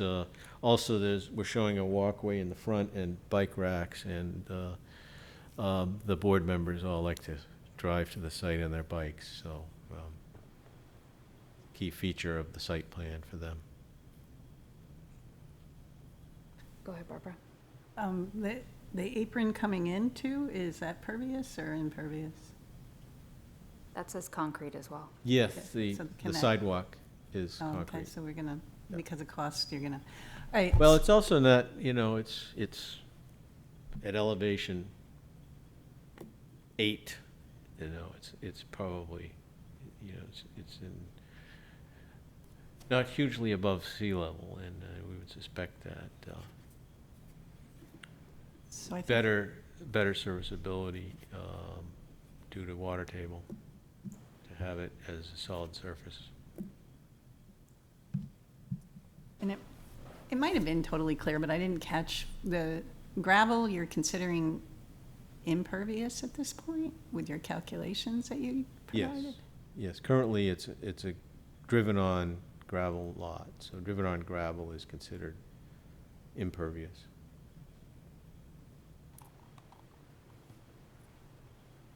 And there is, so I have questions about the trees behind there. Obviously, they are not on the 25-foot buffer, but, and the trees in front too. I think there's trees in front of the building that are going to be removed, right? Correct, so that plan shows that the trees that will need to be removed, trees in the front, but the trees, there's a small sort of wetland pocket on the east side there, so those trees will remain. They're currently close to the building, but they're existing, they're living, they're real close to the building. They're, I don't know, species-wise, I think they're pioneers or weed trees, as you would call them, but we're gonna, the plan shows that they wouldn't be just removed, they would be saved.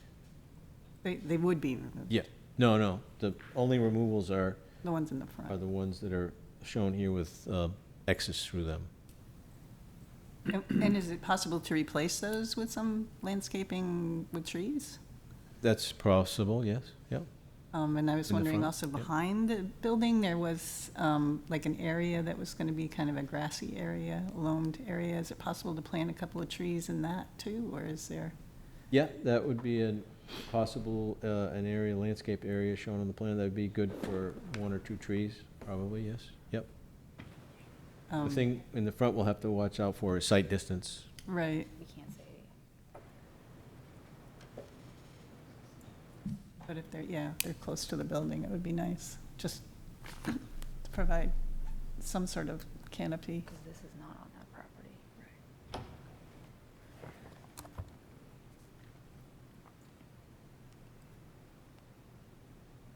Question just about the, kind of the maps and the delineation. Did you delineate the wetlands that are shown on these maps? I guess so. They were previously delineated. I went out and reviewed the lines and confirmed that they were accurate. Mm-hmm, okay.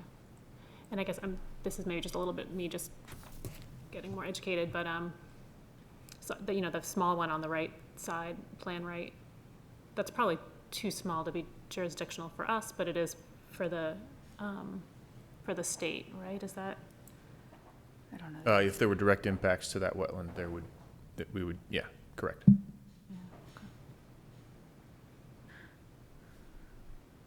And so you are gonna have to go through the shoreline protection permit process because you're within the 200 feet of Sagamore Creek, is that correct? I'm sorry, can you? Are you gonna have to go through the shoreline protection zone Yes. permit? Because you're within 200 feet of the creek? Correct. Yeah, okay.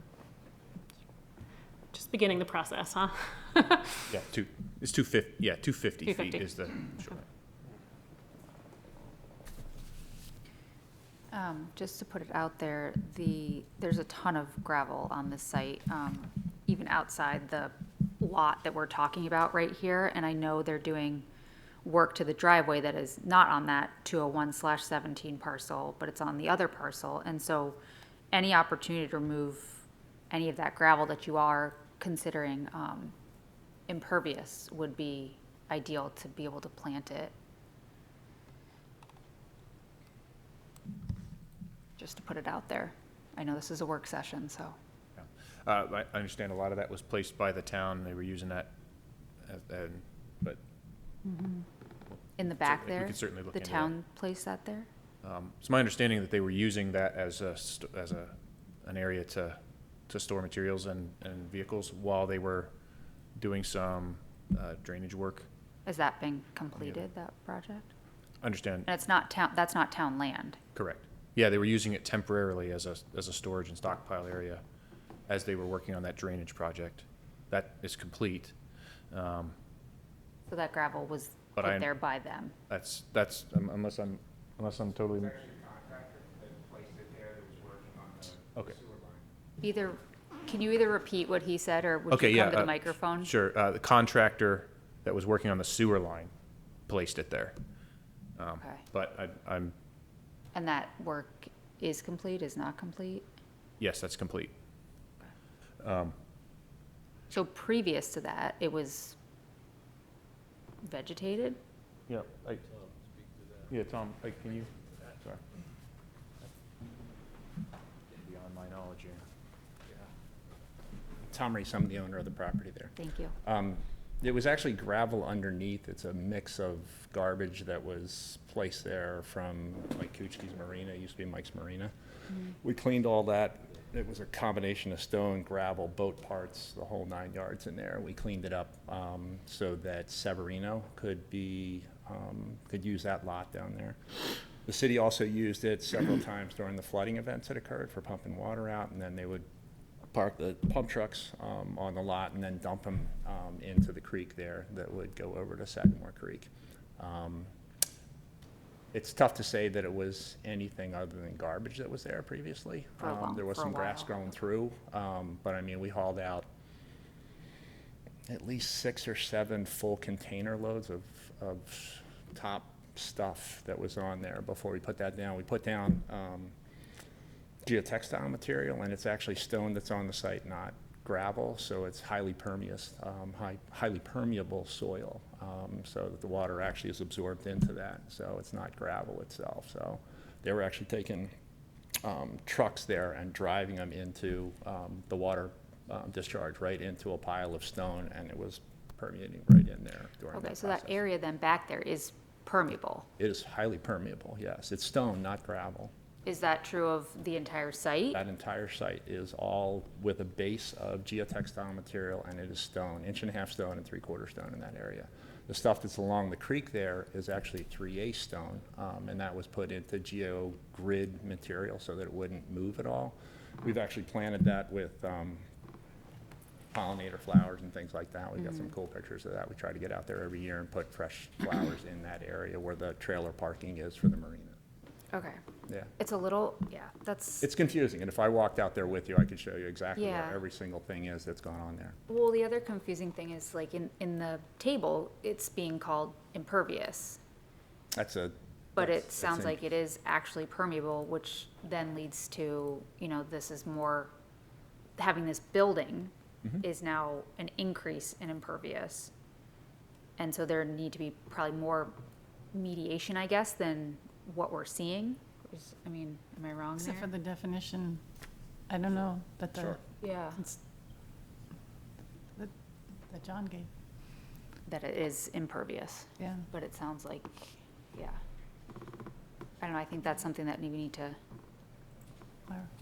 It can be Kinda addressed figure out. without any trouble whatsoever. These things can be addressed.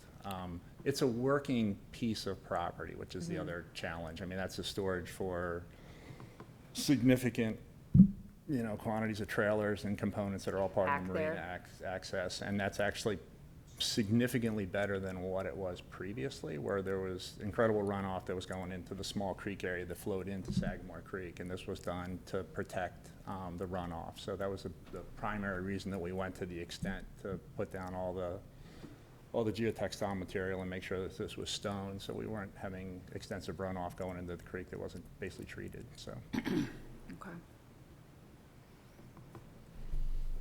I do have a follow-up to that a little bit. When we were at the site, it was mentioned that new stone had been put down and that it sort of disappeared. That So- occurs on the far side of the street, not so much on the actual creek side. The stone there, because of the heavy traffic from the marina patrons, the kayak patrons, things like that.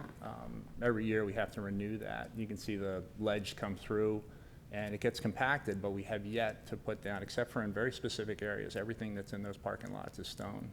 So we try to keep it, so that it's actually absorbing water instead of shedding it quickly, that's for sure. There's huge areas of asphalt there that we've actually torn up and replaced them with the stone to make sure that it's a complex piece of property that we've had significant challenges with. The runoff that comes from down Wentworth Road that cuts through the property is significant. There's poor drainage on the entire road. So we're basically the bottom of the dump zone where it flows across the parking lot there. It used to flow incredibly rapidly and pour right into Sagamore Creek with everything that was on the road.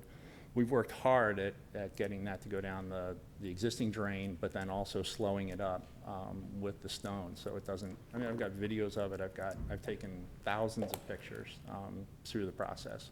We've worked with the state to get the easement so that the creek on the other side can actually drain properly. And of course, we've been fighting hard to finally get the environmental cleanup done there that we've been working on for 9 years now. The simple capping process that's going on the far side literally has taken 9 years and almost $1 million in process to get to the point where we can simply put down a concrete slab. The challenges with that, the flooding of the property from the sewer line that's gone through, I mean, there's numerous things that have taken place there, and I've shared some of those with you while you were there. This is simply to try to support the gondola, this process. They're a nonprofit. They came to us and said it would be an ideal place simply because we have access to the water. That piece of property on the other side there has actually got deeded access, so even if something happens to the marina, they're still entitled to launch their boats there. It's an ideal place for both supporting the main gondola and then, of course, their educational program. The limitations of zoning on that site, there's more zoning purposes for the city there than there are for a private institution. Less than 1/100th of 1% of businesses in the area can actually be at that site. So being able to get a small nonprofit that's not going to pay a ton of rent to be able to support them at that facility is actually a pretty good thing to us. But if it's, if it becomes too challenging to deed this property and too expensive to be able to put a building there, I mean, they're going to go someplace else. So, but there aren't that many places to go. And this is actually custom made per zoning, specifically for their application. So it's not a stretch. There's no variances for it. There's nothing needed. It's educational and vessel support, which are specifically listed as just a few reasons that they're there. So anyway, I don't know if that helps with the decision-making process, but yeah, it's a rundown building, and there's virtually no other uses for it that would actually support any commercial enterprise. Thank you. You're welcome. So, as a work session, I'm wondering, I think one thing was maybe having some kind of feedback as far as having an existing conditions plan, which we assume you probably might do. It's in the set. Well, as far as the building goes, is that an accurate representation of the building? Yes. Okay, so the new building is going to be bigger or exactly the same size? Because It's a little, I think it's It's a little bigger. So little bigger, there is right? a chart that has the like 300 coverage. square feet. So the existing structure is 1,022 square feet, and the proposed is 1,350. So it's a minor increase of 328 square feet. Okay. You make that look so much like it's a existing building that's in better shape than the one it is. But Yeah. We'll add the footprint of the existing building. I know it's on in some of the views, but we'll put it on. It's very similar in its location. Okay, great. Yep. Thanks. Okay. Any other feedback? Just, again, I'd like to, a point of clarification, this area that's shown on the map there, that's labeled area to be loamed and seeded. I mean, that's currently gravel, so is the idea to kind of, what is the idea to do with that space? Is that gonna? So some of what we work on, not here, but in other locales, is vegetated versus devegetated area. So, the entirety of that gravel is devegetated. So the idea there is to provide some vegetated area. So is it, what will be planted there? Do you have any idea? Some shrubs, Okay. as mentioned, a tree or two, not a huge one, but an appropriately, a red maple maybe even, I don't know, something that is appropriate to that environment. Maybe some river birch, something. That's great. Yeah. It strikes me that could even be. It's outside of the area that's needed for the turning movements and everything for the parking and the access to the rear, so it would support being green, being vegetated. Yeah, that sounds great. It almost looks like it could be graded such that it could capture a little bit of the runoff that might happen. I mean, I know it's gravel around it, but yeah.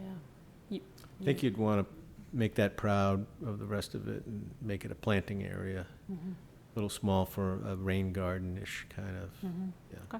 Yeah. I don't have any other questions. We all set? Okay. Thank you very much. Okay, so I don't know if you're gonna say anything officially, but I'll just tell the zoning board we came here and talked to you, so. Yeah, I mean, it was, it's a work session, so, Right. I mean, what do they, you can't vote on it, so. I think procedurally, we can't apply for a conditional use permit on a site that needs a variance, so. You can, there's no written rule on which goes first. It's kind of up to the applicant and depends on the situation. Right. If you'd like to apply for a full application for us before you go to BOA, you can hit Concom, BOA, and then Planning Board if that's better for your situation. Typically not, though, because the zoning board is the board that is the gatekeeper. You know, you can't do it if you don't get the variance, so typically you'd want to go there first. But we came here first to See if that works. see if you could make a recommendation. But thank you for your time, appreciate it. Yeah, thank you. Right, now you're recusing yourself. All right, next on the agenda, we have 60 Pleasant Point Drive, work session.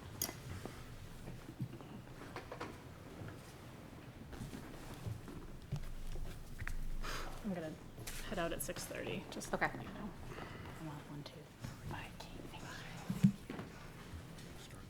Yeah. Do you want to talk about this one first? What's going on with this? Oh, sure. I guess there's a couple people still here that weren't at the site walk, but just for a quick breakdown of why they are in front of us for a work session is, this is for, or will be for an after-the-fact permit, similar to 137 Walker Bungalow, for a application that we previously saw in 2023 and approved, but it wasn't built to our approval, so they're coming back to us probably next month, who knows, for a full permit, but this is a work session to kind of describe what their plan is. Thanks, Kate. Good afternoon, Eric Weinrib with Altus Engineering, for tax map 207, lot 1360 Pleasant Point. The owner of record is 120-0 Wild Rose Lane, Wild Rose LLC, John and Michelle Morse. They're here today. Also, we have Ben OJ and Andrew Wilson from OJ Building Company, and Jay Elby and Jack McTide with TFM, and Kirsten Fordham with Riverside Pickering. So we have a bunch of people here that if you have questions, they're here to answer them, and Jay will also be speaking after I'm done. In 2020, October 2020, John and Michelle purchased the property. Shortly thereafter, they permitted and built a new dock on the property, which has been constructed and went through the full permitting process with you. And shortly after that, they started a long period of design options on the property to build a new home for themselves. They invested a lot of time and energy into the design process, balancing the objectives of having a new home on the property and protecting and enhancing the wetland buffer. And there were many competing design constraints that went into that initial design. The site grades, the natural environment, the oddly configured lot shape, and being respectful of the abutters' privacy and view sheds, to name a few. In 2023, they started that design process and permitting process. We were before the Conservation Commission with a site walk and a work session in June of 2023. Under the recommendation of the commission, we made some design changes.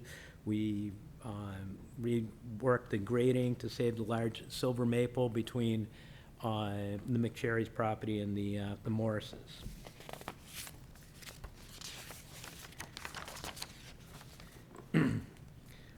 The house and infrastructure was designed to be further away from the resource area. There was no stormwater management on the site. We designed the site to enhance the stormwater management. The grass in the lawn buffer area is going to be microclover. We went through a process of removing the invasive species.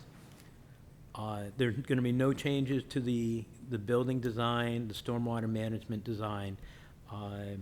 But the design that was presented to you for the waterfront work, the living shoreland, was designed by the landscape architect and went through the approval process with the Conservation Commission, the Planning Board, and then we went into the process of working with DES. DES was looking for a stamped engineered drawings to support the living shoreland. We don't do waterfront design work. The landscape architect was not able to provide the stamp drawing either. So the Morrises turned to TFM to provide the technical support for the design and get us through the DES permitting process. And that's my introduction. What I want to do is turn it over to Jay to talk about their design and how we got to this point. Thank you.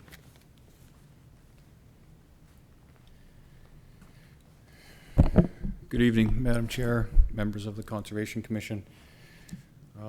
Can you bring up my presentation, please? Oh, sure.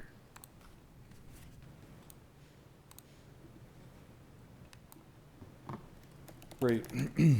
My name is Jay Obie. I'm with TF Moran Engineering firm here in Portsmouth. I'm the lead environmental scientist, certified wetland scientist. And TFM was called in to this site. Will I have the opportunity to advance the slides? Oh, maybe, if that clicker works. Give it a try. If not, you can just give me a head nod. Looks like Maybe not. I'll go. Do you want me to advance this one? Yeah. So I just wanted to start with, bringing everybody in to re-familiarize ourselves with where we're at here, this point on the Piscataqua River. You can go to the next slide, and you can go just advance through a couple of these slides to bring us where we're at today. A couple great drone photos to better depict the area in question as well. Eric Weinrib a moment ago just spoke to this timeline. It's a little bit of an overlap, but I just think it's important to recognize that that it was back in June of 2003 where Altus and their team were working with you. There were a number of site walks, Conservation Commission meetings, work sessions before that CUP permit application was submitted. The approval of the CUP occurred in December of 23, and shortly before that, these folks also submitted their permit application to the state of New Hampshire to acquire a DES wetlands permit. And that's when, shortly thereafter, in January, as you know, we had those severe storm events. Shortly after there, Altus and these folks received some request, a standard request for more information from the Department of Environmental Services relative to shoreline stabilization. And that's when they tapped us to assist with responding to that request for more information. At TFM, we do a fair amount of shoreline stabilization projects, not only on New Hampshire's coast, but in Maine as well, all the way up to Kennebunkport, Cape Porpoise area. So you can go to next slide, please. So the first thing that we wanted to do is, let's look at the site conditions, what existed before. And as you can see, before those storm events, it was relatively well vegetated, largely invasive species, the usual suspects, Japanese knotweed, there was honeysuckle, tons of bittersweet, but incredibly steep slopes. Next slide. In some cases, it was even steeper than, say, a 1-to-1 slope. It was been sloughing off there to some extent. It's important to note in this slide here, remember all these junipers that are in the center here. I'll speak more to that in a little bit. You can go to the next slide. And in this image, keep in mind that large rock structure as just as a reference point. And we can go to the next slide, please. After the January storms, we saw some significant severe erosion. And next slide. If you look closely here, even plants and small saplings with pretty robust root systems weren't able to withstand the erosive nature of the lateral movement of the water in this area. You can go to next slide, please. You can see those root systems there now all exposed. Essentially, it was a living shoreline to some degree before the storm event. Next slide. This image here nicely depicts the amount of scouring that occurred using that post there on the stairs as a focal point to measure that cutback there. You know, after the storm event, they certainly lost some real estate. Next slide. So what happened? We take a hard look at with our engineers and our environmental scientists and try to understand what happened here. And next slide. And what happened is we had, as you know, a major storm event that coincided with astronomically high tides that raised the water significantly in this area. And when it receded, next slide, there was a lateral movement of this water along the foot or the toe of slope. You can see evidence there of some riffles and just the tidal energy there. You can see the way the water is interacting also with the post on the stairs there. So essentially, the water's wrapping around in this fashion here, scouring away the bottom. Next slide. Again, moving along in this fashion here. Next slide. So it undercut that bank and scoured it out significantly. Next slide. One of the next things we're forced to do is take a hard look at anticipated sea level rise. What is that going to look like for this site in the future as well? In using the coastal vulnerability assessment that's prescribed by the DES Wetlands Bureau, again, being mindful that we're responding to the DESR for my request for more information letter, we're using these documents that they prescribe to assess New Hampshire coastal flood risk. We gave this area a risk tolerance in the medium category. Next slide. And using the recommended central estimate, next slide, and you can just click once, what we recognize is in the next 25 years, we're likely going to see a 1.6 foot increase in sea level rise. And what we like to do is take a look at the highest astronomical tide, the worst case in terms of water height. And that would put it up to roughly 8.13 feet. That's just the highest astronomical tide in the year 2050. Next slide, please. And next. So our next step is to think about what can we do here.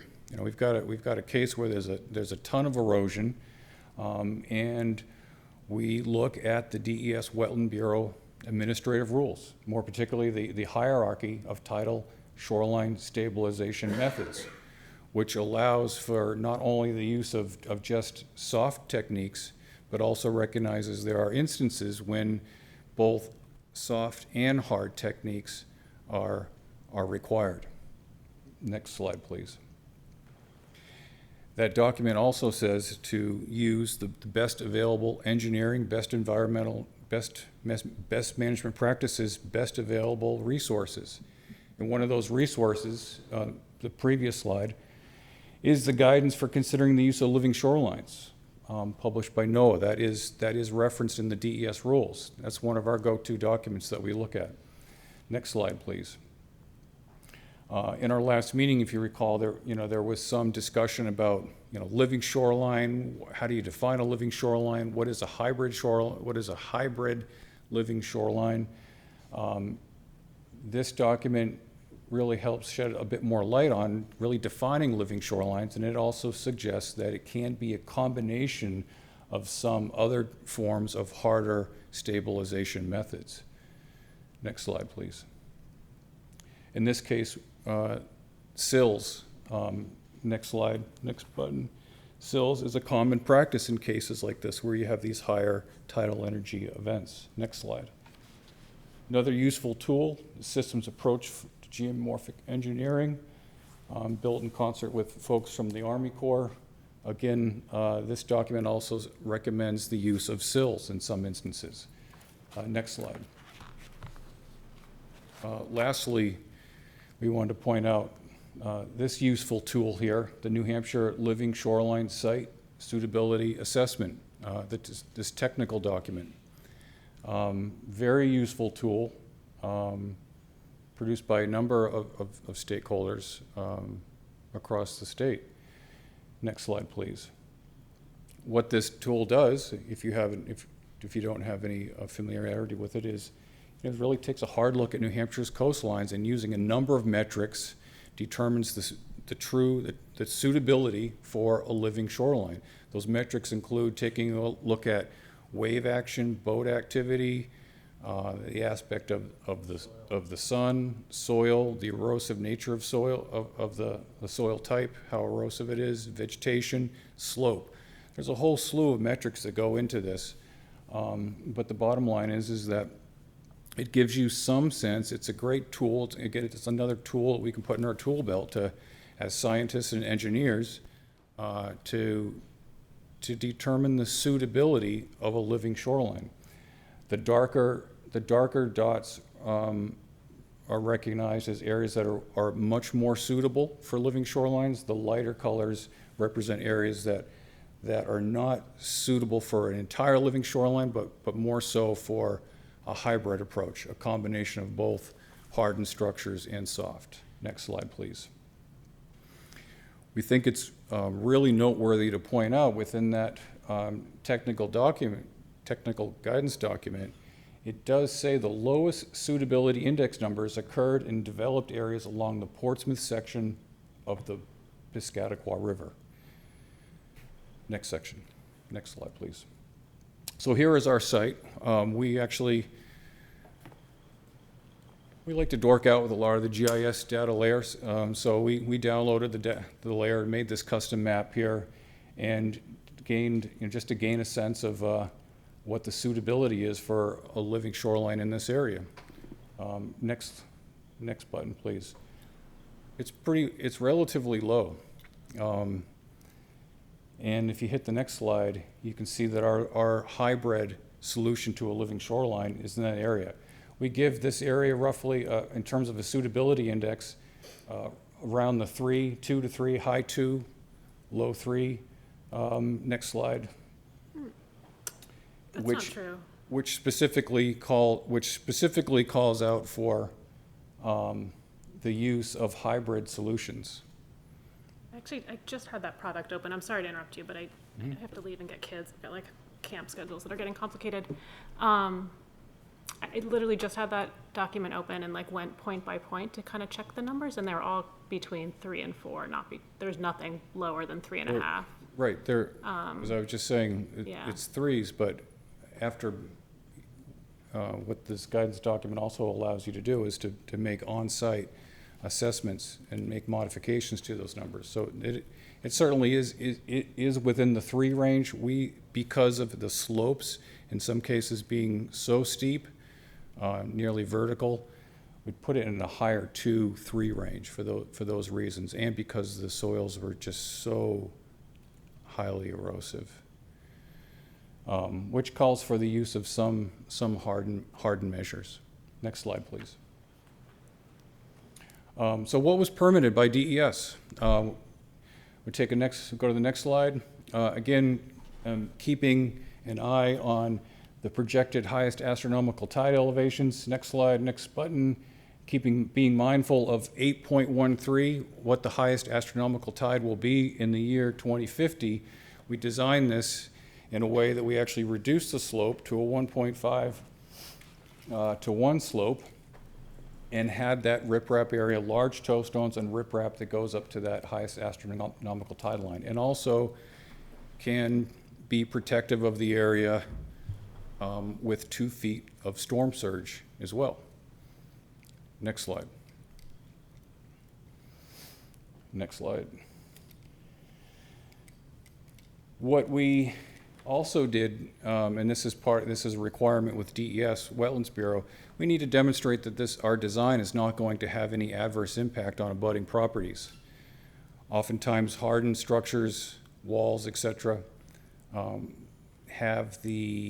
can increase the velocity of water in water directions and may have unintentional consequences to abutting properties as well.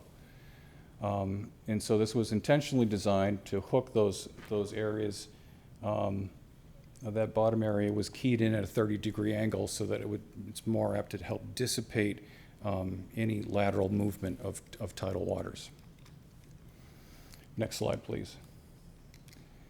So here we are. We ended up with something like this here.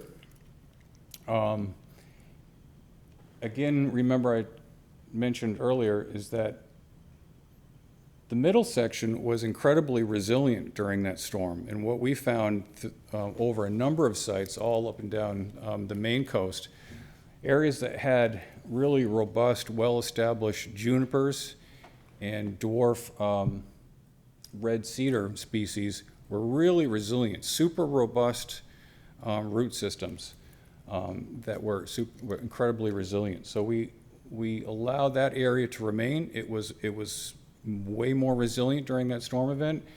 We intentionally incorporated a number of juniper species above the riprap area there in hopes that that can become more established in the future, and then actually trickle down and provide some draping over the hardened gray area and give it some color and make it a bit more aesthetically pleasing as well.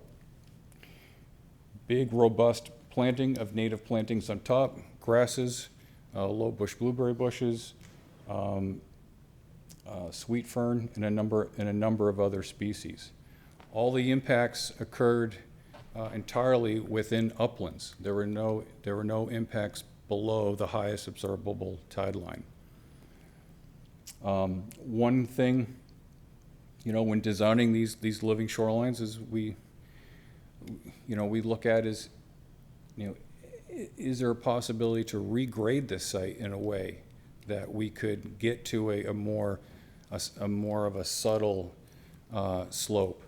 But it's just not practical in this instance.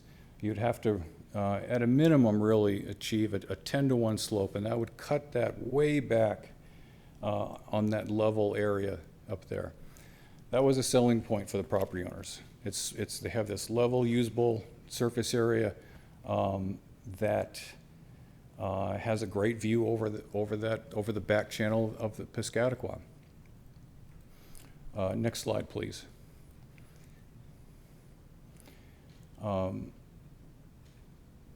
Again, just a picture of the plantings. They're currently being watered regularly as needed by the irrigation system, establishing themselves nicely.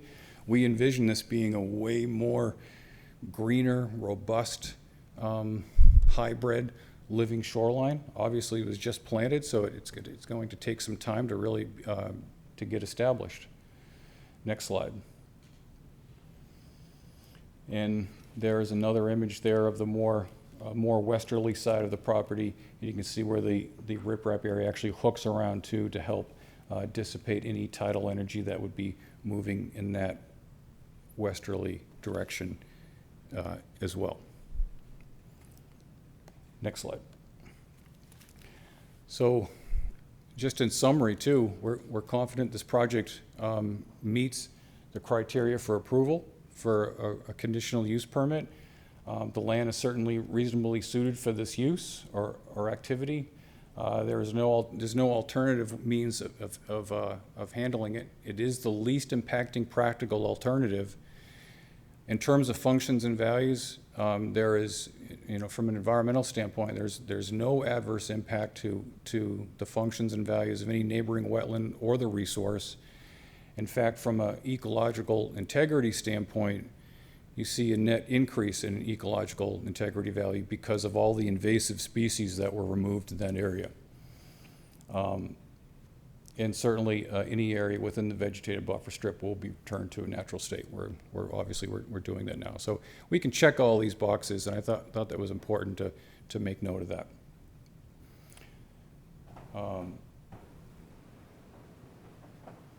Lastly, just in summary,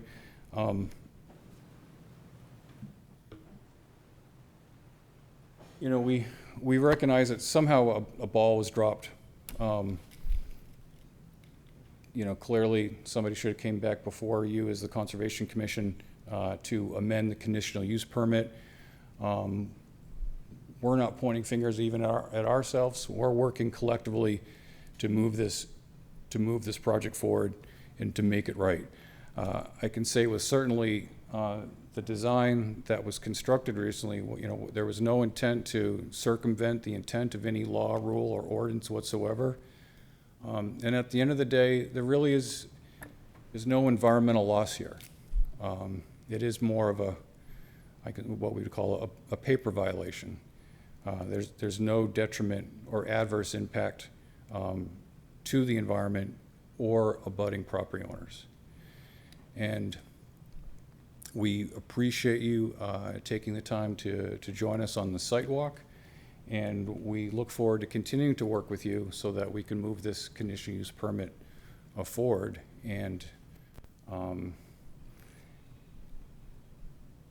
given the level of cooperation that has occurred thus far, we would respectfully request that the cease and desist be removed so that the property owner can move forward with at least raising the existing structure while we continue to coordinate with you folks. One thing I failed to mention is, can you go back maybe 2 or 3 slides? That's good right there.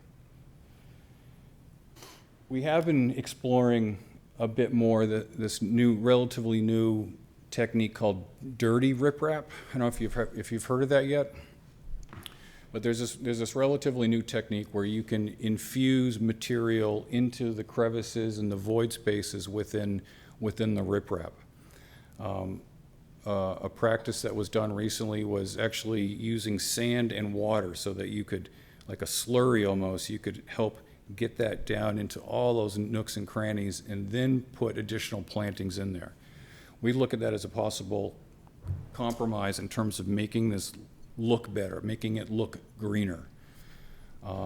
It is a relatively new, innovative approach, but I know it is being done, and it's something that we and our client would be willing to explore as well. Thank you. So with that, any questions from you folks at all? I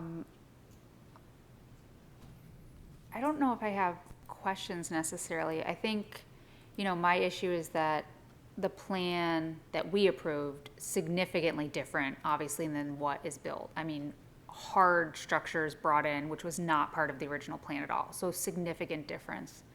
And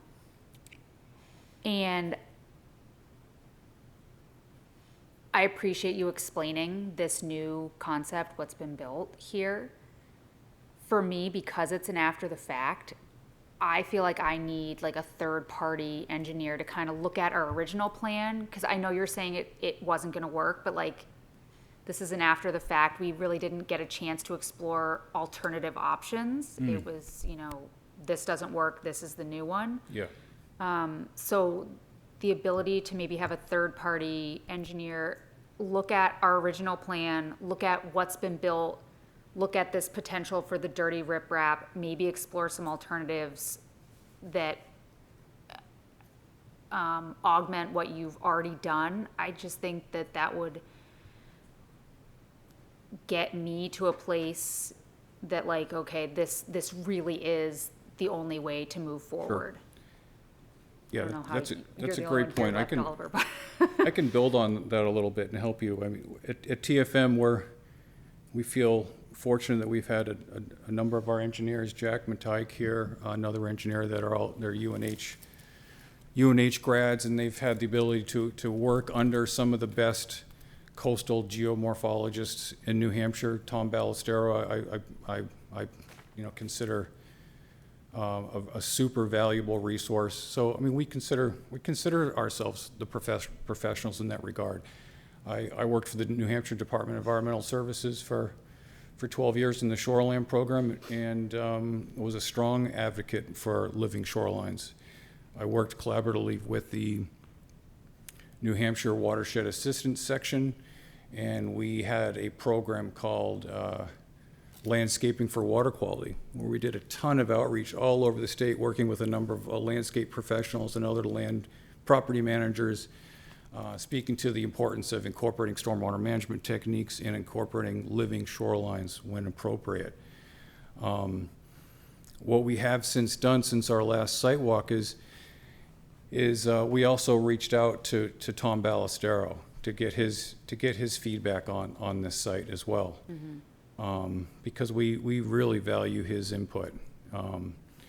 He even jokingly said something to the effect of that, knowing that Jack was a former student, that the ink was still wet on his grade and it could be changed at any time.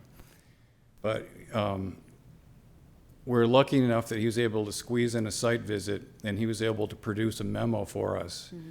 And he has concurred with our findings that the project will not have an adverse impact on abutting properties.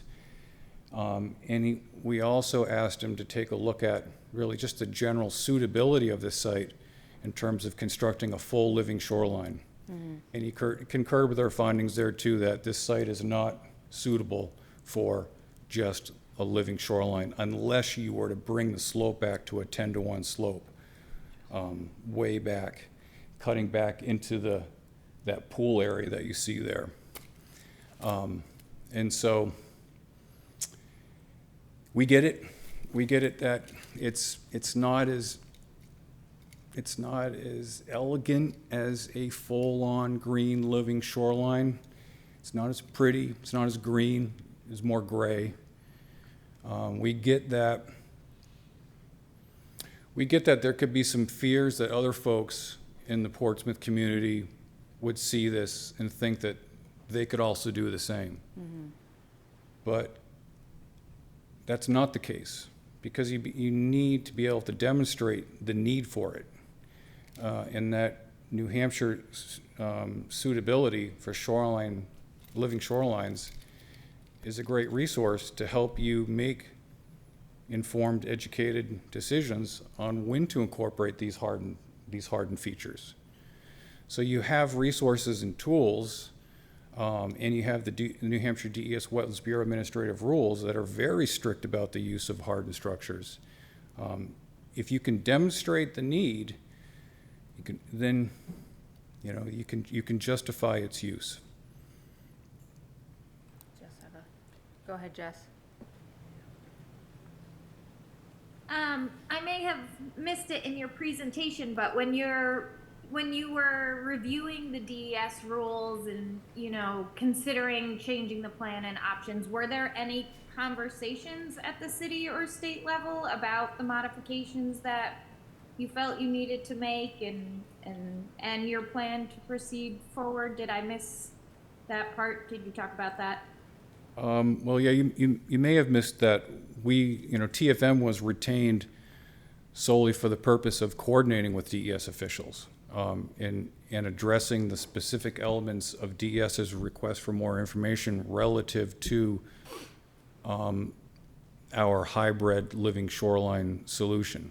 So, yes, there was there were at the state level. Were there any at the city level?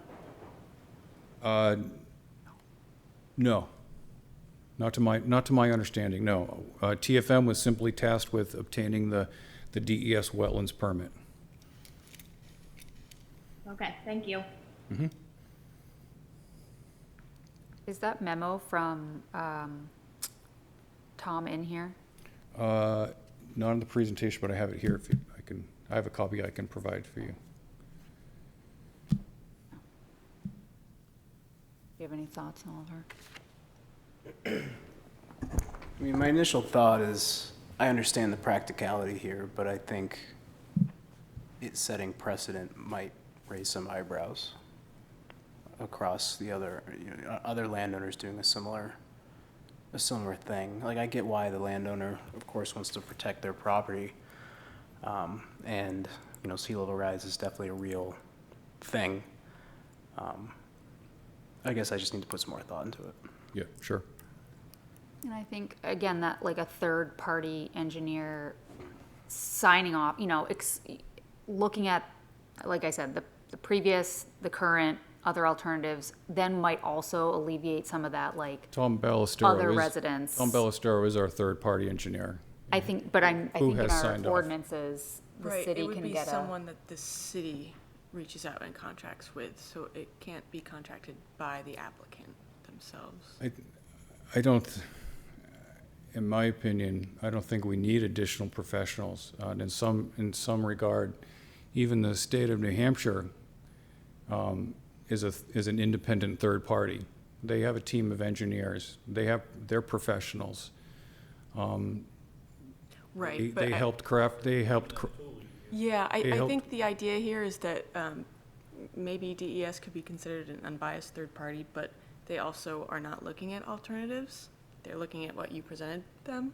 So I think within. That doesn't make any sense. I'm sorry. That's okay. Yeah. Within Article 10, so the planning director and the planning board both have the ability to request a third party, certified wetland scientist or related necessary engineer. So I think in talks amongst staff, that's probably the way we're gonna go.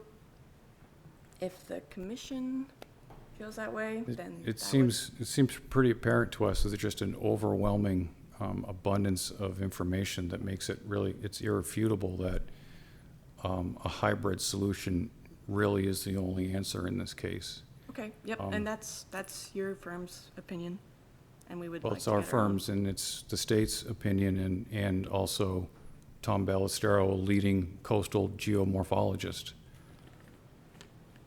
I mean, they can come back without a third party. Yeah, you totally and, can. come for an application. And, I mean, because it is just Jess, myself, and Oliver. So we'd have a full board and you can, and present it as a full application. On the surface, is there anything that jumps at, that you don't like about it? And is there something that you feel has an adverse impact on the environment? I mean, obviously, first choice is always living shoreline, and I totally understand Right. where you're coming from with Yeah. that this site is not suitable for a pure living shoreline, hence Yeah. the hybrid, hence the riprap. But again, like, What more are you trying to? I'm trying to wrap my head around what more you need to. what more I need specifically is the fact that I understand you're an expert.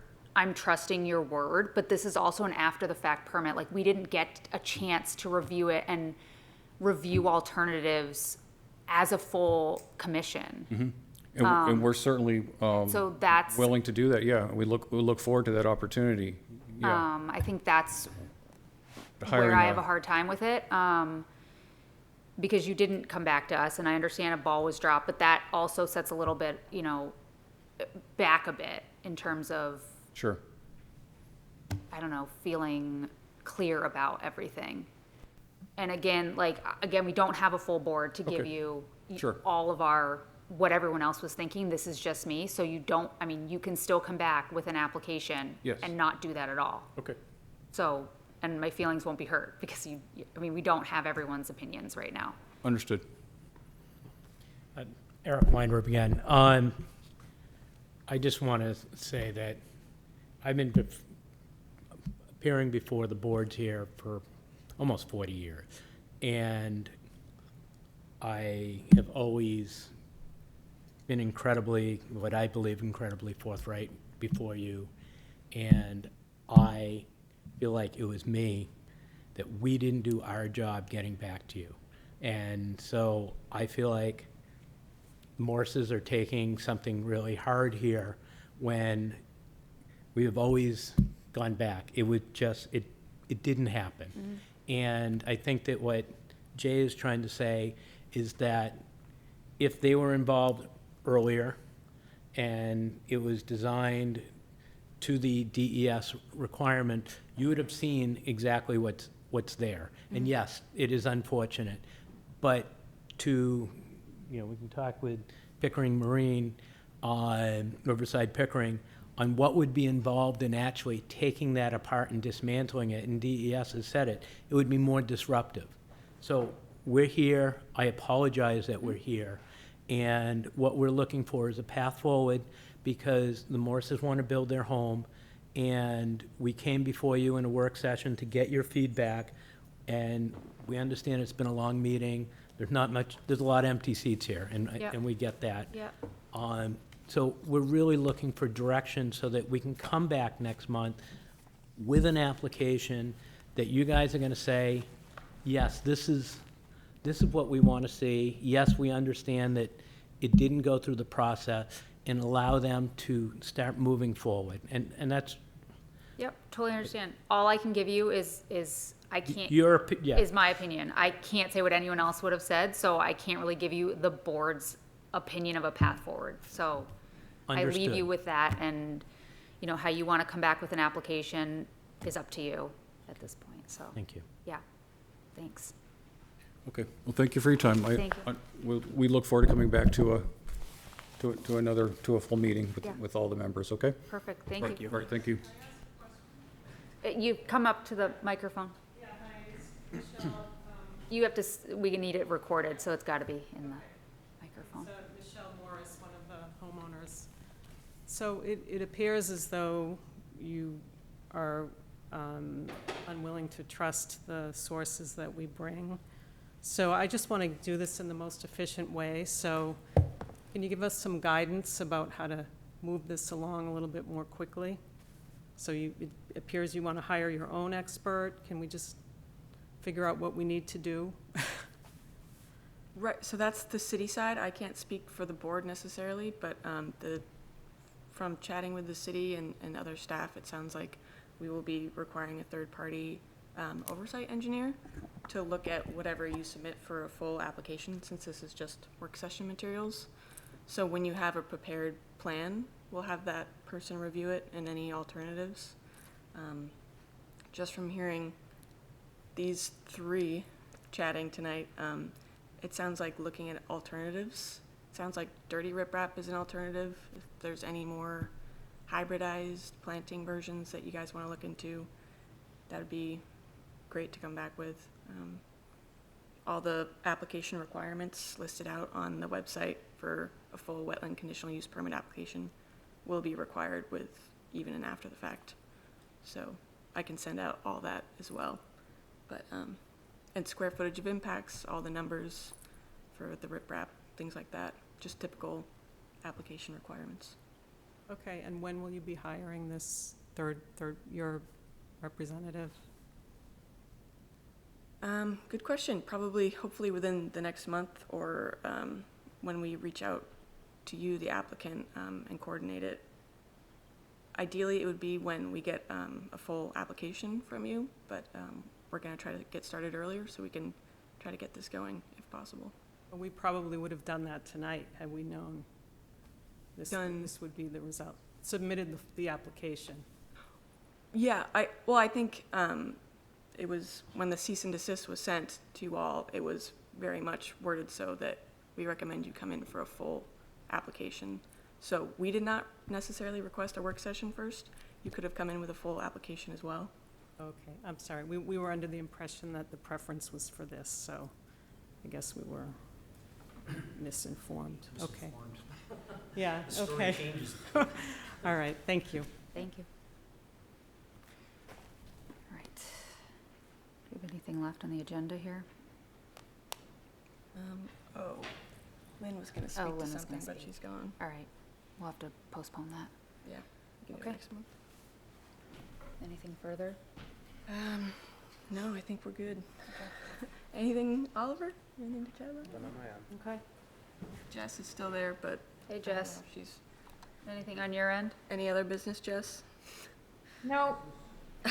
Okay. Thanks. Meeting adjourned? All right. Okay.